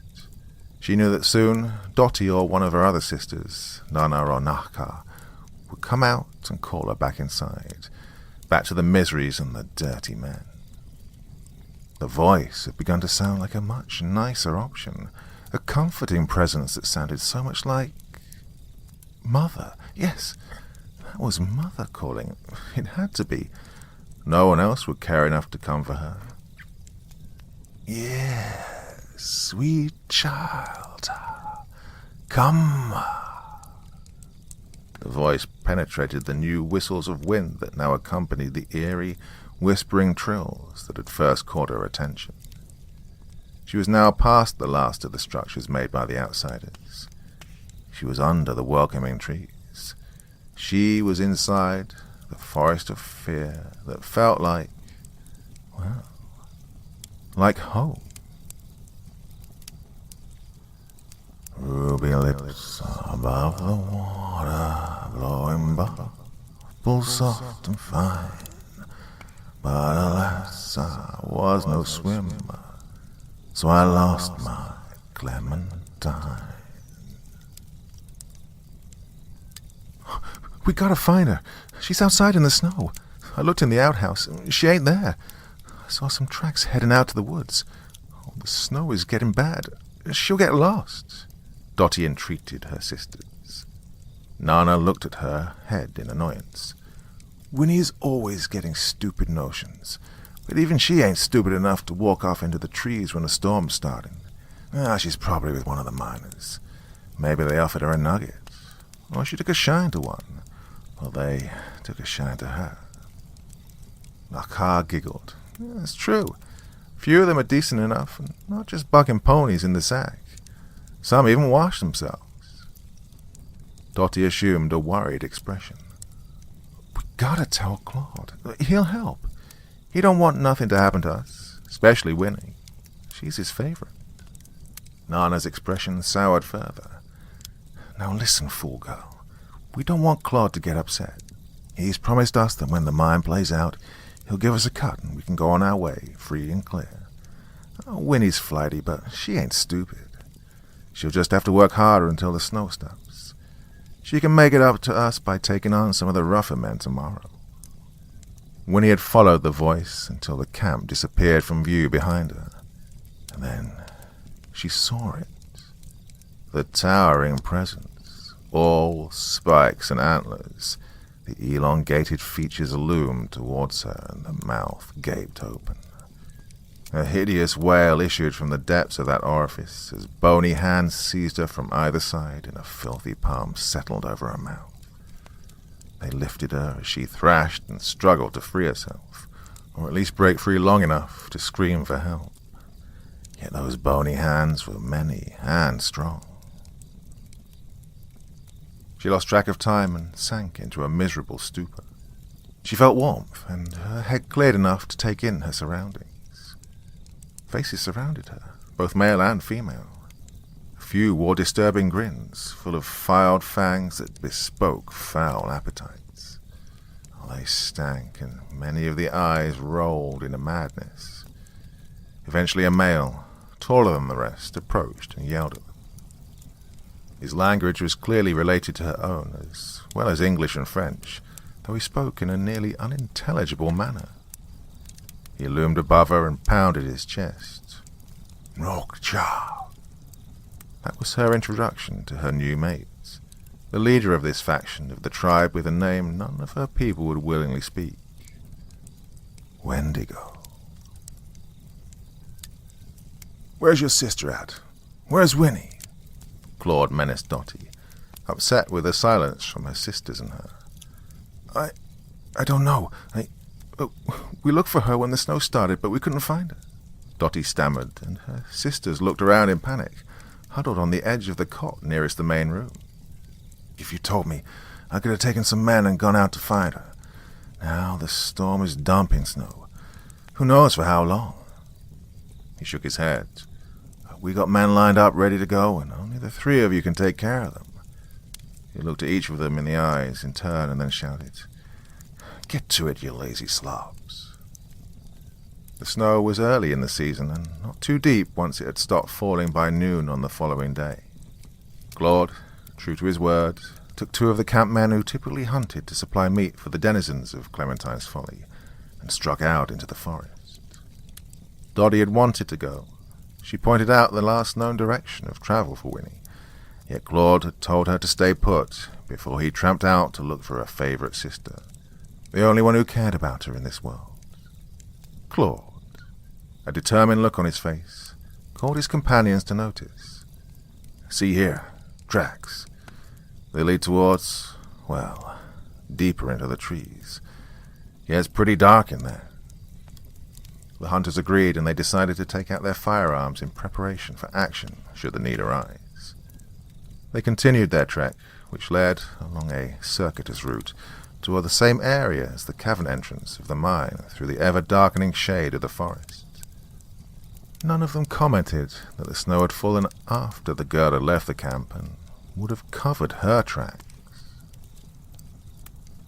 Presently, Boudreau, a large man who favored a bright voyageur's cap, grunted. "Something out there, eh?" He stared ahead and used a flick of his chin to indicate the direction of the something. His partner, Thibodeau, shortly added, "Antlers? What kind of—" He cut off when he saw what lay beneath the antlers, the long, distorted face that rose well above the ground, and the bony, spiky body that worked in ways that were wrong. Oh, merde. Claude registered the apparition as well. He was much less familiar with the wild places than the hunters, so it took longer to comprehend it as a threat. To their right, a long, loud, mournful wail, full of pain and bloodlust, erupted and attracted their attention. It was followed by a breathy plea. "Help! Come! Help!" Oh, that was Winnie, Claude exclaimed, and took several steps towards the calling voice. Boudreau and Thibodeau called out as one. "Stop!" And Boudreau added, "It's not her." Claude continued to look toward the point from which the voice had initiated. "I don't see it." He was interrupted by the female voice once more. "Help! Need help now."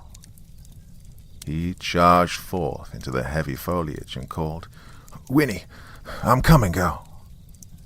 Boudreau chanced to look at where he and his partner had observed the strange being. It was no longer present.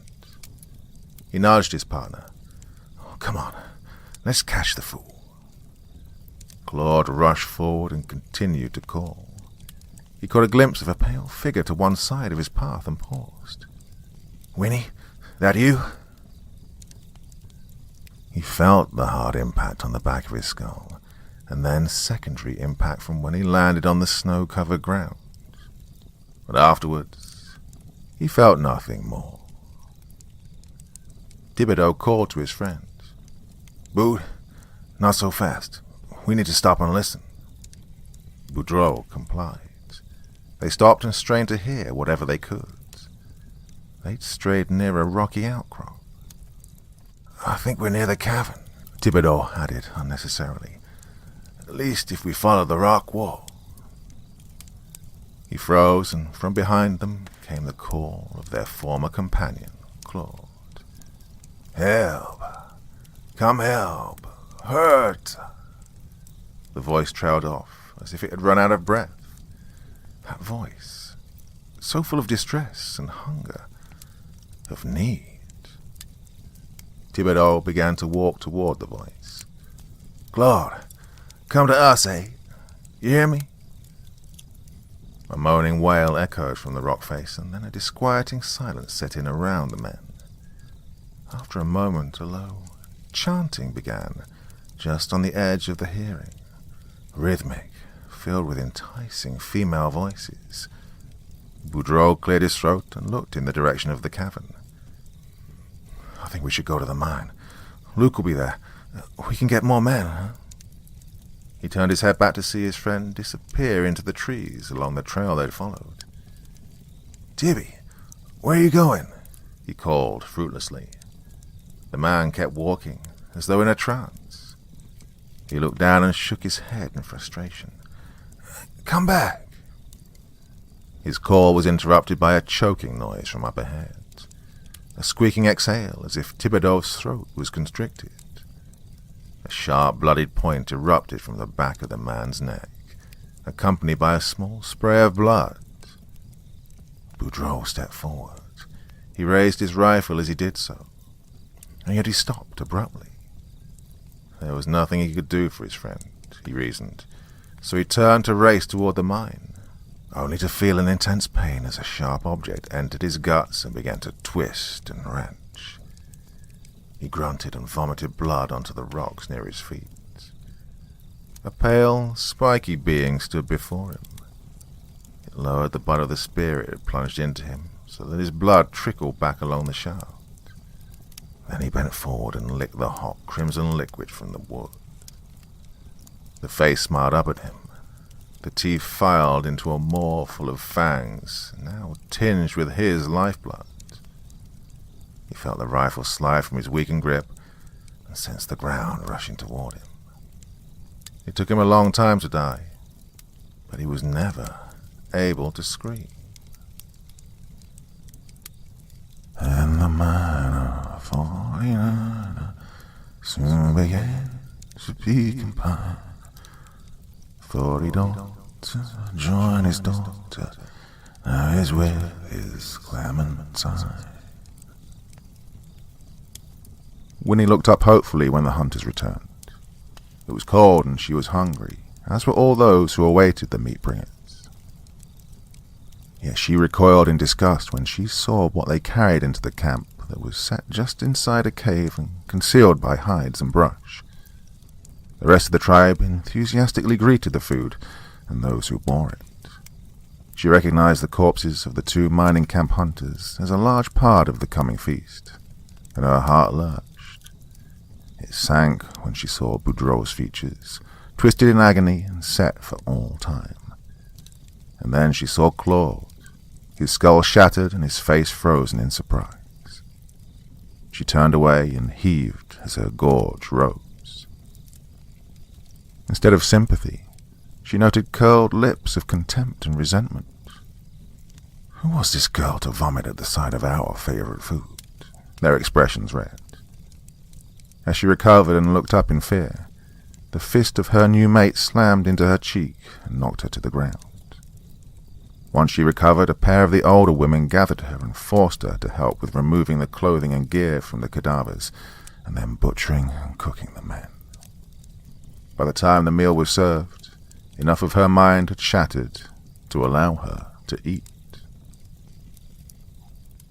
Dottie waited anxiously for Claude and the hunters to return, but the end of the next miner's shift came, and they still had not appeared, and of course Winnie was long gone. Nana shook her by the shoulder. "Get up and get ready, girl. The men will be here soon. You and Naka will have to take care of them. Claude's still gone, so I'll work the bar." Dottie looked around, barely conscious of the men who crowded into the saloon. There were a few rumbles when they noted Claude was absent, and a few more when Nana informed them that he was out with a pair of hunters to look for Winnie. The gossip and discussion that followed ensured that Dottie and Naka had a slow night, at least until Roberts, one of the other hunters, pushed Nana up against the wall behind the bar and shook her. "Where are Boudreaux and Thibodeau? You say they left with Claude to look for your sister. Tell me all that you know." Billings, the last of the quartet that supplied fresh game to the camp, watched to ensure that no one in the group of off-duty miners wanted to interfere with Roberts and his prey. Flynn knew better than to intervene or even pause his current ballad, so the tableau unfolded to the tune of The Leaving of Liverpool. Like Clementine, it contained sad but sometimes humorous lyrics, and was set to a lilting tune that was perfect for his fiddle. Flynn knew that loss and fear of harm went hand in hand with the need for an uplifted heart, as what came through a smile. Part of his mind was intrigued. He'd heard other rumors of folks going missing, assumed to have abandoned the camp and the arduous work of mining. Nana stood defiant. "I don't know where they're at, just that they went to look for Winnie. It ain't been that long. Maybe they got stuck out in the snow." Roberts leaned in closer to terrorize the girl. He stared into her eyes, and his hot breath, rank with rotten food between the teeth, spilled into her face. His eyes were red-rimmed with too much drink from the previous night. He was one of what she and her sisters called the Rough Riders, a harsh man at the best of times. Her resolve wilted, and she adjusted her tone. We want to know too. Winnie's our sis." Robert stared a moment longer, and then turned and, with a motion to Billings, the two men exited the little establishment. Dotty looked at her sisters in turn, then followed in the wake of the hunters. She stayed far enough behind them that she drew no notice as they trudged towards the structure that served as Luke Preston's headquarters and home. They entered unceremoniously, and she caught up to them. She remained outside the door and was rewarded by voices from within. Apparently Luke was in the main room and stirring. "What do you want, Roberts? Billings?" "We want a few men to help us look for Boudreaux and Thibodeau. They went out with Claude to find one of his whores that absconded into the falling snow." Roberts, an educated man fallen from grace through his own foul nature, demanded. "What do you mean? Tell me what happened," Luke intoned. Robert sighed in frustration. "Yesterday, Claude came by and asked if a couple of us would mind helping him to find one of his girls who'd gone missing. Now none of them have returned, and it's past time we go looking for them. We want to leave at first light." Well, Dotty couldn't see it, but Luke blanched. "So they left camp after dark?" Robert shook his head. "No, about noon when the snow stopped. So they've been gone since yesterday at noon. Now the whole day is wasted. Stupid whores didn't bother to say anything until a short time passed." Luke nodded. "Very well. Take 4 with you, but I must caution you." He stood to his considerable height and glowered at Roberts as the unpleasant man had done over Nana. "You must stay together. No matter what you see, no matter what you hear, it's imperative that you remain in a group." Dotty fled back to the Whispering Pines Tavern once she'd eavesdrop on the plans. She would follow the group of hunters into the forest. She had to find her sister. It'd be scary, but the men would be nearby and carrying weapons. It was a foolish plan, but it was all she had. "In my dreams she still doth haunt me, clothed in garments soaked in brine. Oh, in life I used to hug her. Now she's dead, I'll draw the line." Nokcha adjusted the straps on his costume. He was still strong, despite long, hard years. Yet lately, each time he hefted the construct onto his shoulders, it felt heavier. He pulled at each control to ensure that the puppet worked and would be suitably terrifying to the outsiders, the prey folk. The hunters stood around checking their weapons for any flaws they may have missed, and ensuring that each edge was sharp, and each bludgeon firmly affixed to its handle. He was proud of the current crop of warriors. They were not intimidated by the large number of outsiders, and understood that the extra food would be helpful with the coming winter. Well, despite the readily available food source, they would have to create panic in the settlement to get the outsiders to leave. This group was too large to handle for too long, and had taken over a prime winter camp space for the tribe. But the meat would keep with the coming cold. His new mate was coming along nicely. She'd not been overly frightened when he'd used her. She was young, and he hoped to get some living children inside her soon. The tribe needed some fresh blood in its lineage. He surmised that the outsiders would come with a more numerous party this time, and he looked over the Nokwa to ensure that the Death Walker puppeteers were ready. It'd soon be time to play the hunting game, the eating game. Let's face it, the whole bunch is likely dead or absconded, Billings pronounced as he and Roberts awaited the rest of their party. Our huntsman companions are competent enough, but there's something stalking these woods. This entire area, he shuddered. Billings nodded. "I know, we've all felt it. Heard the noises, the whispers, and the calls. Certainly not animals. Not even birds make such noises. Almost makes one believe the tales of the locals about this place being haunted. Almost. They may have succumbed to misadventure or been forced to flee deeper into the wilderness. Perhaps they took the girl and fled the area altogether. Though, that just doesn't feel right. Neither of them was a coward, especially Boudreaux." He cut off as the other 4 members of their party arrived, accompanied by a 5th following shortly behind. "Where do you think you're going?" he asked the 5th person. Flynn shrugged. "Well, I heard about the search party. Thought I could help." "Well, in addition to being an extraordinary musical talent, I'm a fair tracker and hunter, as I've often had to feed myself as I travel between settlements. Besides, everyone's stirred up and no longer paying tips for my tunes. Might as well do something useful until the snow clears and I can get back down the mountain. I should have gone with the supply group, but..." He shrugged in the manner of a man who'd let yet another opportunity pass and was accustomed to the feeling of failure. Roberts glanced at Billings, who shrugged. "More hands won't hurt." Roberts nodded and looked at each of the men in turn. "Well, I know you lot are volunteers, but I must caution you. Billings and I are in charge of this party. Treat what we say as word and law.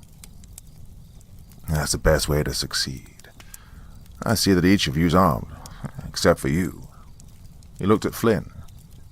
"Did you bring your bow and Rosen bag in case of a fight?" The other men chuckled, and Flynn grinned as he moved aside his heavy coat to reveal a large, framed .44 caliber revolver and the handle of a large knife mounted on his belt. "Someone has to be ready for close-up work," he said as he refastened the garment. Roberts made a sour face and led the men into the forest, following the last known trail of the search party and the missing girl. Behind the last man, a slender figure in furs flitted from tree to tree and followed their trail as her father had taught her before he fell into malaise and strong drink. Nokcha placed himself so that the leader of the band of outsiders would see him. He was prepared to quickly dart into cover while others distracted the prey folk. They would lead them to where they'd ambush the other group, and along the way attempt to draw away a few of the searchers, one at a time to make it easier to handle them, and to better sow fear among the rest of the party. The young hunters were hidden and prepared to begin their whistles, while the full-fledged adult hunters prepared to chant and add to the enticing noises. He and the Nokwa would give voice to the calls of the lost. The hunting game was familiar to each of his party. They would feast for a month without having to hunt other game.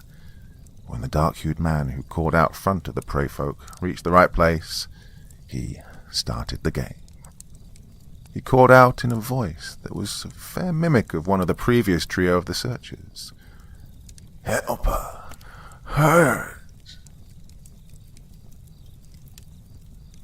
Billings, out in front of the rest of the party, heard a low, plaintive call from directly ahead. It sounded a little like Claude. He was unsure, so rather than alerting Roberts and the others, he increased his pace so that he could determine that it was. Perhaps the search would be a short one, he thought happily. The voice sounded again, more to his left. He adjusted his direction and again picked up the pace. It sounded like Claude, but in distress, perhaps injured. Off to his right, along the original line of travel, he glimpsed a tall figure through the limbs of the trees. Pale. Spiky. He paused for a moment, and the javelin took him in the throat. A hard object struck him in the side of the head. Within seconds there was nothing left but a spray of blood that was brushed by evergreen needles to leave a reddish-brown smear in the fallen snow. "Bill, slow your pace. I've lost sight," Roberts called out to his favorite of the trio of hunters he managed. There was no answer, just a breeze that accompanied the lowering clouds above. The clouds that presaged more snow to come. Roberts halted the party. A couple of the men started to ask what was happening, but he silenced them. "Listen."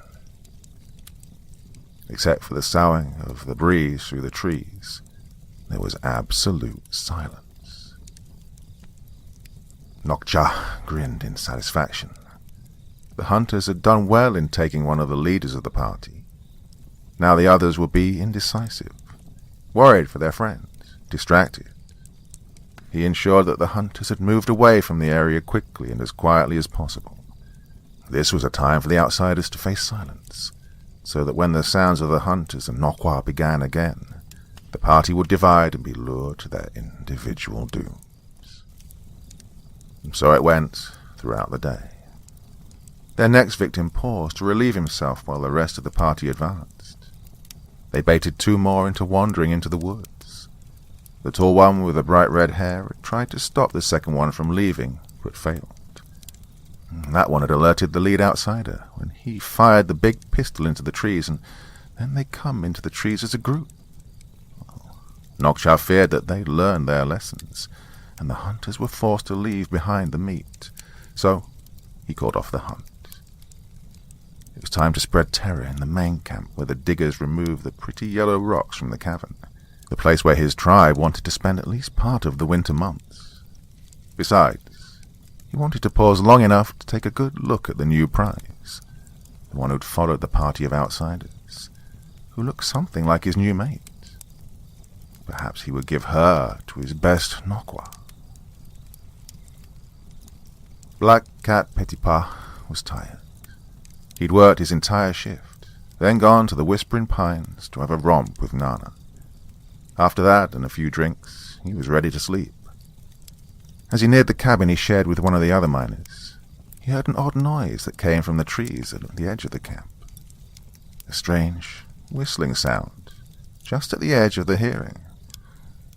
Probably just the wind in the firs, he muttered. Fatigue getting to me. Maybe too much booze. Come, look. Nice. You could definitely make out that sound. Like the Hoare sisters, maybe Winnie or Dottie. Too sweet for the other two, but somehow a little sickly. Well, he knew that 2 girls were missing. The entire camp knew that by now. Maybe they were lurking out in the woods, maybe hurt, maybe just in need of a break from all the miners. Well, he tried to be kind to them. Maybe he should go see. He sighed wearily and trudged toward the sound of the voice. After losing the 3rd volunteer, Roberts turned the party back towards Clementine's Folly. They'd lost Billings and 3 others, and were now down to 3 of 7. He'd planned to stay out all night, but he knew that whatever was stalking them would finish the job if they failed to seek reinforcements. Well, they'd found the body of Archambault, leaking out the last of his life's blood into the snow. He considered staying out to look, but, well, Flynn had talked him out of it. This man had good sense and appeared to have a cool head. That was the role that Billings had filled, though the man had been his friend and rarely attempted to rein in his reactions. Flynn had missed, but at least he'd drawn and fired a few rounds on their behalf. Give us a song, Flynn. We need cheering up, and our friends out among the trees need to hear the songs of others for a change. Let them hear a terrible voice chanting. Flynn was a little surprised, but then chuckled. I hope my voice is not as bad as all that. He cleared his throat, took a sip of water, then cleared it again, then cut loose with The Minstrel Boy, in hopes that it would rouse the men of the party to stay alert and keep their courage close to hand. It seemed to be efficacious, and after a few hours of straight trudging without being slowed by attempts to track, they made it back to the edge of the settlement. They headed straight for the Whispering Pines Tavern. Every man in the group wanted a drink. But yet they saw a gaggle of bodies at the meeting hall and heard a rumble of voices. There were too many bodies. It was clear that no one was currently in the mine. They were all present for the meeting. As the new arrivals pressed into the crowd, Roberts led the way. Many of the miners feared the hunter and stepped aside for him. As the group made their way inside, they could hear Luke Preston from where he stood on a crate at the front of the building. I agree. The supply party should have been back today. If we don't hear from them by the end of the day tomorrow, we'll send out a search party. He noted the new arrivals and registered the haunted look on the face of the chief hunter. Speaking of which, Roberts, where is Billings? He looked at the 3 men who stood before him. For that matter, where's the rest of your party? We lost him, and 3 others. We turned back to get more men to help search. We told him what you said about going into the woods. Well, Billings heard it from you directly, but it was as though they were under some type of spell. The eldritch chants and calls led them to their doom. We arrived in time to find the body of one of the men, Stanton, but he was already dead. Billings and the other men simply vanished. There was a great deal of discussion. It seemed that Dottie and 3 miners from the camp were missing. There were signs that 2 of the miners, who'd shared a tent, had met violent ends, though no one had observed an attack. In the end, Luke decided to send out a dozen searchers to find the supply team. He set watches, but determined that work in the mine would continue while they resolved the threat. How I missed her, how I missed her, how I missed my Clementine. Then I kissed her, little sister, and I forgot my Clementine. Luke continued to rotate the miners through their shifts, since it was the best way to keep them busy. He took turns digging and sifting as well. He preferred that to standing watch. As the latest shift wore to an end, he realized with a sinking heart that the supply party had not returned, and he would either have to assign or lead a search party for them. He took his current load to the sifters and returned his tools to the storage racks, then wearily made his way to his office home. Roberts was there awaiting him, along with a group of 8 men, most of them hard-looking. I've already rounded up volunteers, short of a dozen, but none of them weak. It means a few more to stay and work the mine, but seems with everyone else on the verge of panic, not much will get done in any case. I think Flynn may also join us, though he'll likely leave the party at the river. We'll go to the landing and wait for 3 days. If they don't show, they never will. And we'll all have to pack out of here during the next clear weather. We'll leave as soon as it starts to get light. Definitely more snow on the way. No need for ceremony. Just brought the men by so you'd have an accounting of who had left camp. Luke nodded tiredly and walked over to his desk to make notes in the personnel log. When they were done, he looked up and met the eyes of each of the men. Whatever you do, stay with the party. No matter whom you may hear calling to you, it's more likely a lure to meet your death than a lost comrade. I wish you all a safe journey and pray for your swift return. Dottie couldn't believe she'd at last found Winnie. They were not allowed a sweet reunion, but at least she knew that her sister was alive, well, at least breathing. Life would require more than this most basic of existence. The brutish members of the Wendigo tribe constantly abusive or too stupid to converse or consider the needs of others. Perhaps over time they'd let the sisters speak and regain their once fraternal relationship. She said to herself, Winnie's looked more better. She don't look right. Her eyes are glassy and a little crazy, maybe. Over the next few days, she grew to understand the terrors that led to the look in her sister's eyes, and she began to share that look. Flynn had indeed joined the search party that followed down the larger sled trail, in hopes that they'd encounter the returning equipment supply party. He'd determined to leave the camp far behind him once they'd reached the river and head for Whitehorse, and perhaps a better venue in which to winter.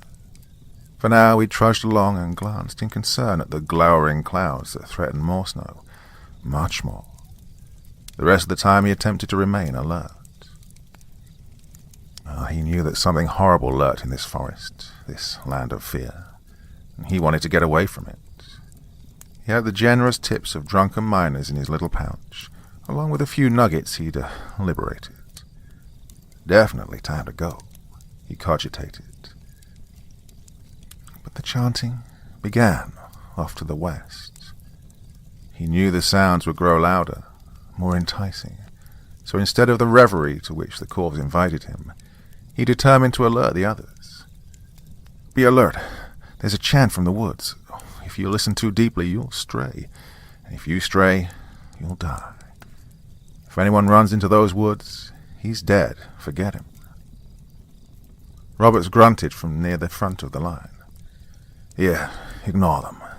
Be aware in case of a general attack, but mostly they want to lure us out there alone to take us in a way that's easier for them. One of the miners spoke from the middle of the column. Don't sound like no dam. Sounds like one booger out in them trees. Roberts answered. Regardless of the sounds, the tracks indicate a numerous party. They attempted to obscure their trail, but we almost caught them on their last foray, and they apparently lacked the time to sufficiently cover their imprints. Flynn, how about a song to drown out the horrors of this forest? Flynn obliged, and soon the entire troop was singing along, and the chants faded as they moved down the mountain and toward the river. The snow started as they made their camp near the water, thick and quickly obliviating their view as they sat huddled around their fires. Nokcha smiled. The tribe had sent off the outsider party with a reminder of what awaited them if they returned. It was now time to devour or drive off the rest of the group. It was down by nearly half with the meat they'd taken and those who'd left in groups. And the true effort would begin tonight. They'd take at least 4 of the miners from their tents. Then they'd put on a display to spark fear. Luke awakened to faint sounds of a song from out among the trees and set to the rhythm of whistling, snow-filled winds. Well, it almost sounded like Flynn. He rose and quickly donned his warm clothing and boots, then picked up his Winchester on the way out of his dwelling. As he left the building, he encountered a party of about a dozen who were headed toward him. There was a shift working in the mine, but there should have been a few more in this party. All of the men carried some type of weapon, and many of them held a firearm of some kind. It was suicide to travel these remote lands without strong protection. Come to us, the voices moaned from within the forest, clearly more than one this time. Every head swiveled towards the eerie, quavering sounds. Stop, Luke called to them. Every one of you come inside. No matter what you hear, come inside. Yet one of the men toward the back of the group called out. It sounds like Flynn. Maybe he's got out in the storm and needs help. As he spoke, he took a few steps away from the rest. The swirling snow quickly obscured him from the view of the others. Another man, his tent mate, followed. Come back, Floyd. Didn't you hear Mr. Preston? The rest of the men had obeyed their boss, and he led them into the meeting room. Floyd was able to let out a quick shriek before he joined the other 4 who'd been spirited away that night. His tent mate died silently. Flynn shivered with the rest. The wind combined with proximity to the wide water to make the camp uncomfortably cold. It had been morning soon, the 3rd morning of their vigil. He expected that the rest of the party would head back to camp after today. As for him, the snow had stopped late the previous evening. It was heavy, but he'd faced worse. He would leave today. He had no interest in the supply party nor the miners. There were a couple of canoes that the miners kept hidden in the brush. Once across the river, he could follow the well-traveled river road back to town. Some of the others had made pretty obvious hints that they would like to join him. Well, he wouldn't mind the company. There was safety in numbers. Hello? The camp?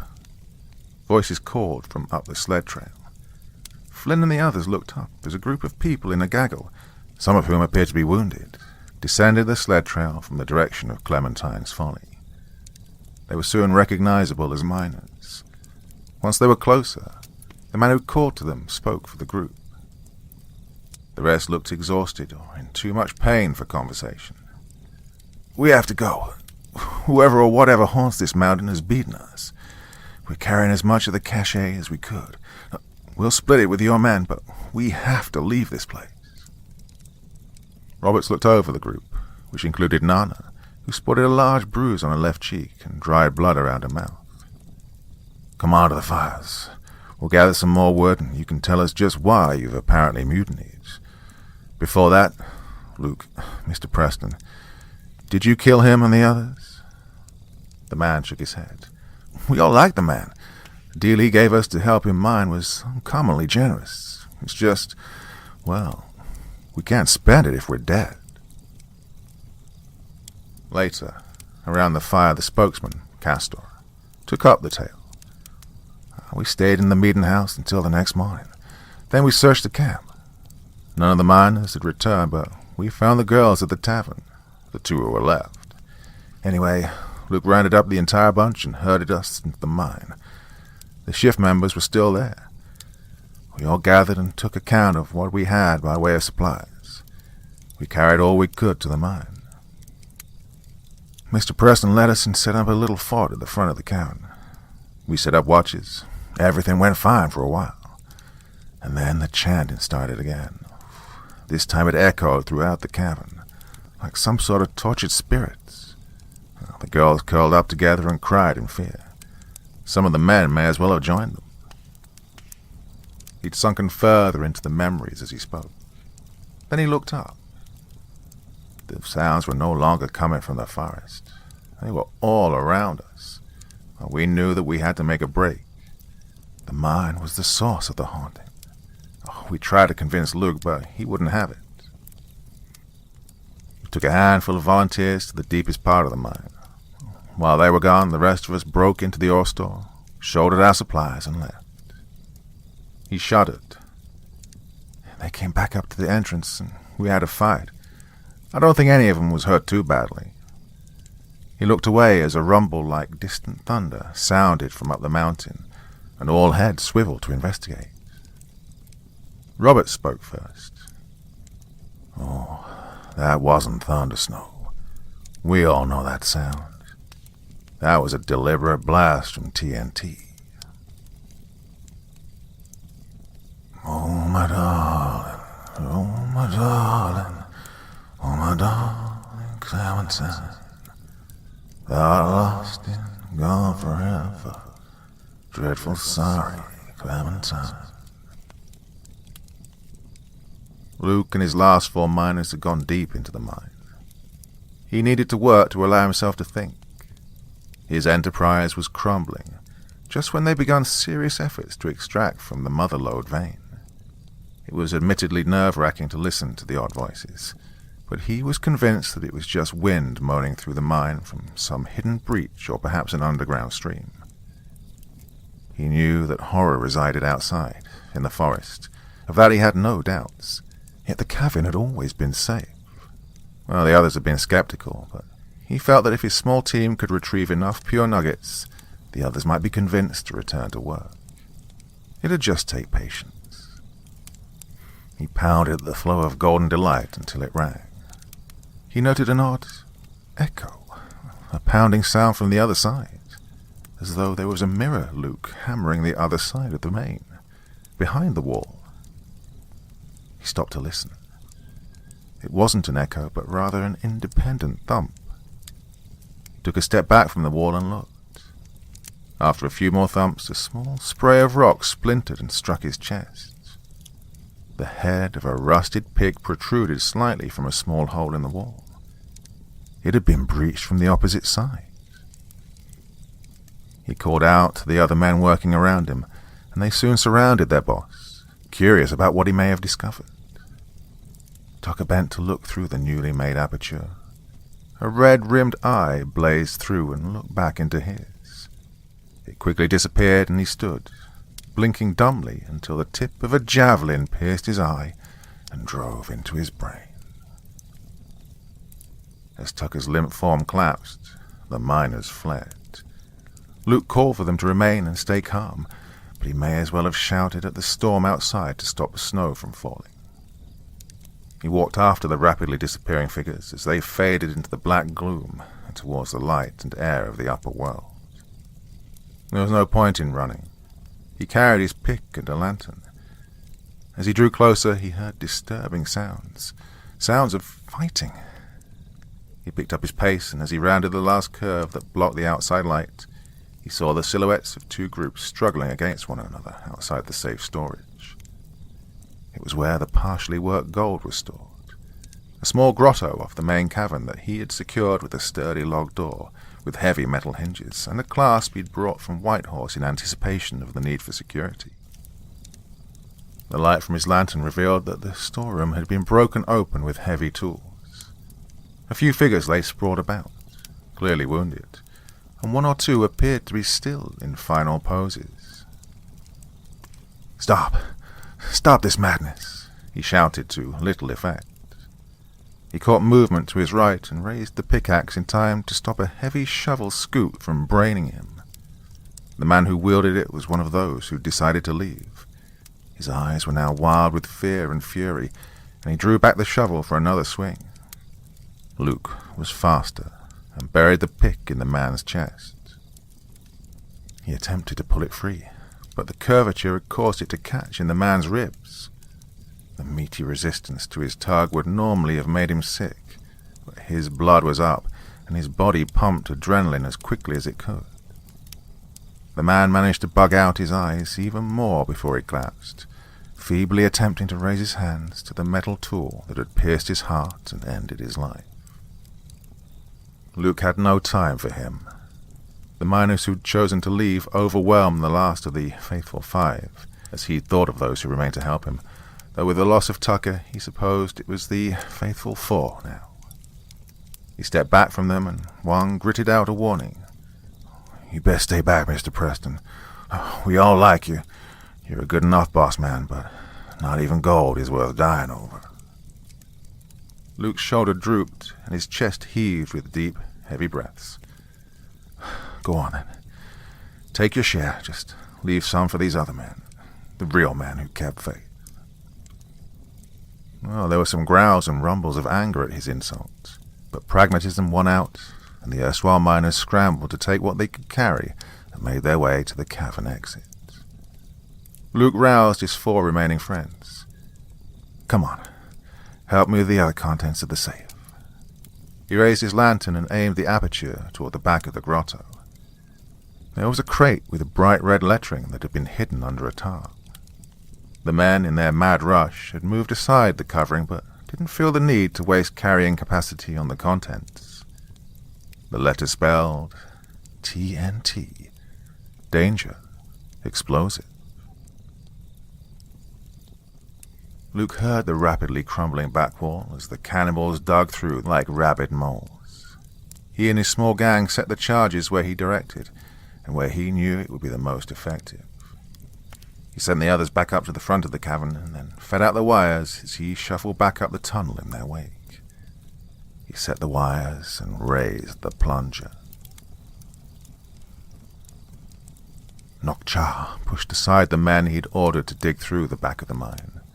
They had been digging since shortly after the strangers set up their encampment, and now the little cave his people occupied and the larger cavern that was their normal winter campsite were joined. He bent and stepped through the opening triumphantly, to lead his people to the feast and to drive away the last of the outsiders. There was no one living to greet him, just a thick vein of yellow ore that spread up the walls of the cavern, and the now cold carcass of Tucker. He grinned wickedly through his filed teeth, and turned to call his warrior hunters. Then a loud, deep boom sounded, followed by the thunderous noise of the cavern as it collapsed. Luke and the others met in the gathering hall. They determined to set out the next day and get down the mountain as quickly as possible. Once they were packed and ready and had begun to settle for the evening, he had time to feel the shock of what he'd done. He killed a man and destroyed his dream, and, along with it, the dreams of all those who come to this forlorn camp to work the rich mine with this easily obtained treasure. It was the dream of every prospector and miner, a pathway to the means that would fuel whatever he chose to do with the rest of his life.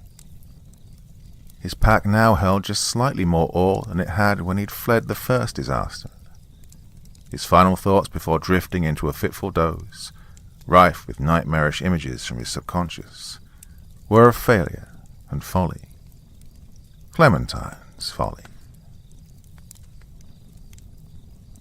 The Nokwa had all survived the blast, though at least one of them would never hear again, and another had suffered a broken arm.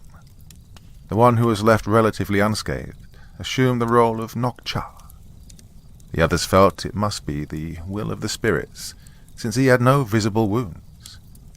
Many of the tribe had been pushed outside while the warriors had dug through the last bit of wall to reach the meat folk.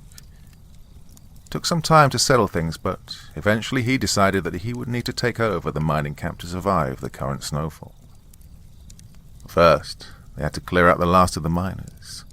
A feast to commemorate those lost and to celebrate their victory in driving away the outsiders was now in order.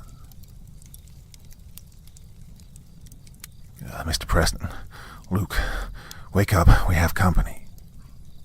Luke pried open his dry, swollen eyes to see the face of Farmer, a youngish man, looking down at him in concern.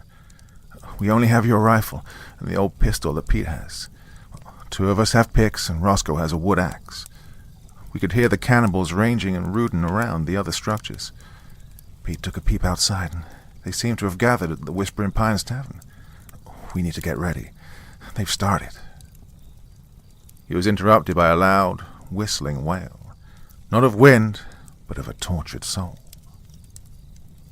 It was followed quickly by chanting. The sounds did not begin quietly, but rose in a cacophony and turned to screeches and howls. The men were all on their feet. They had a total of 12 rounds of ammunition between Pete and Luke. Those 2 stood at the front, with the others ranged behind them. The outer door slammed open, and the inner door rattled furiously. "Let us in," the voice of Robert screeched. The door splintered, shots rang out, and people screamed in fury and agony. The fight, to the finish, was joined. The next morning, the equipment supply party floated into sight. Flynn was relieved. They'd need all of the rafts to make it back to Whitehorse with the swollen ranks of refugees. Yet they would make it.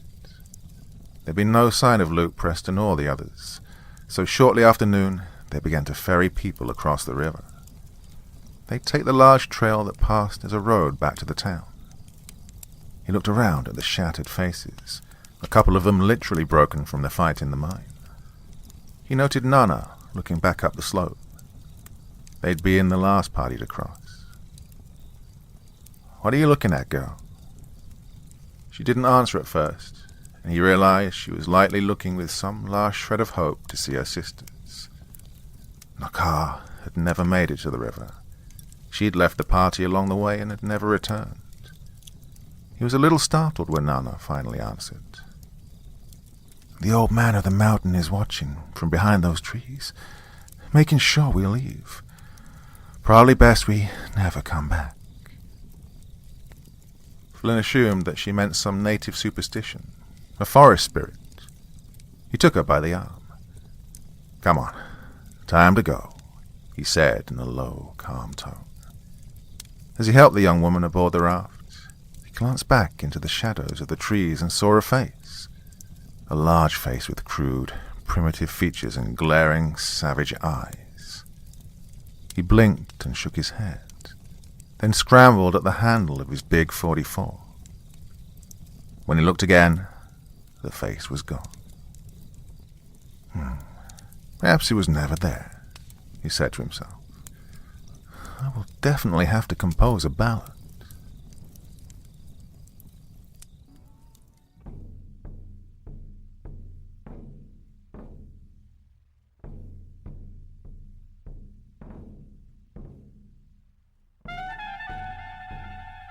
And so once again, we reach the end of tonight's podcast. My thanks as always to the authors of those wonderful stories, and to you for taking the time to listen. Now, I'd ask one small favor of you. Wherever you get your podcast from, please write a few nice words and leave a 5-star review, as it really helps the podcast. That's it for this week, but I'll be back again same time, same place, and I do so hope you'll join me once more. Until next time, sweet dreams and bye-bye.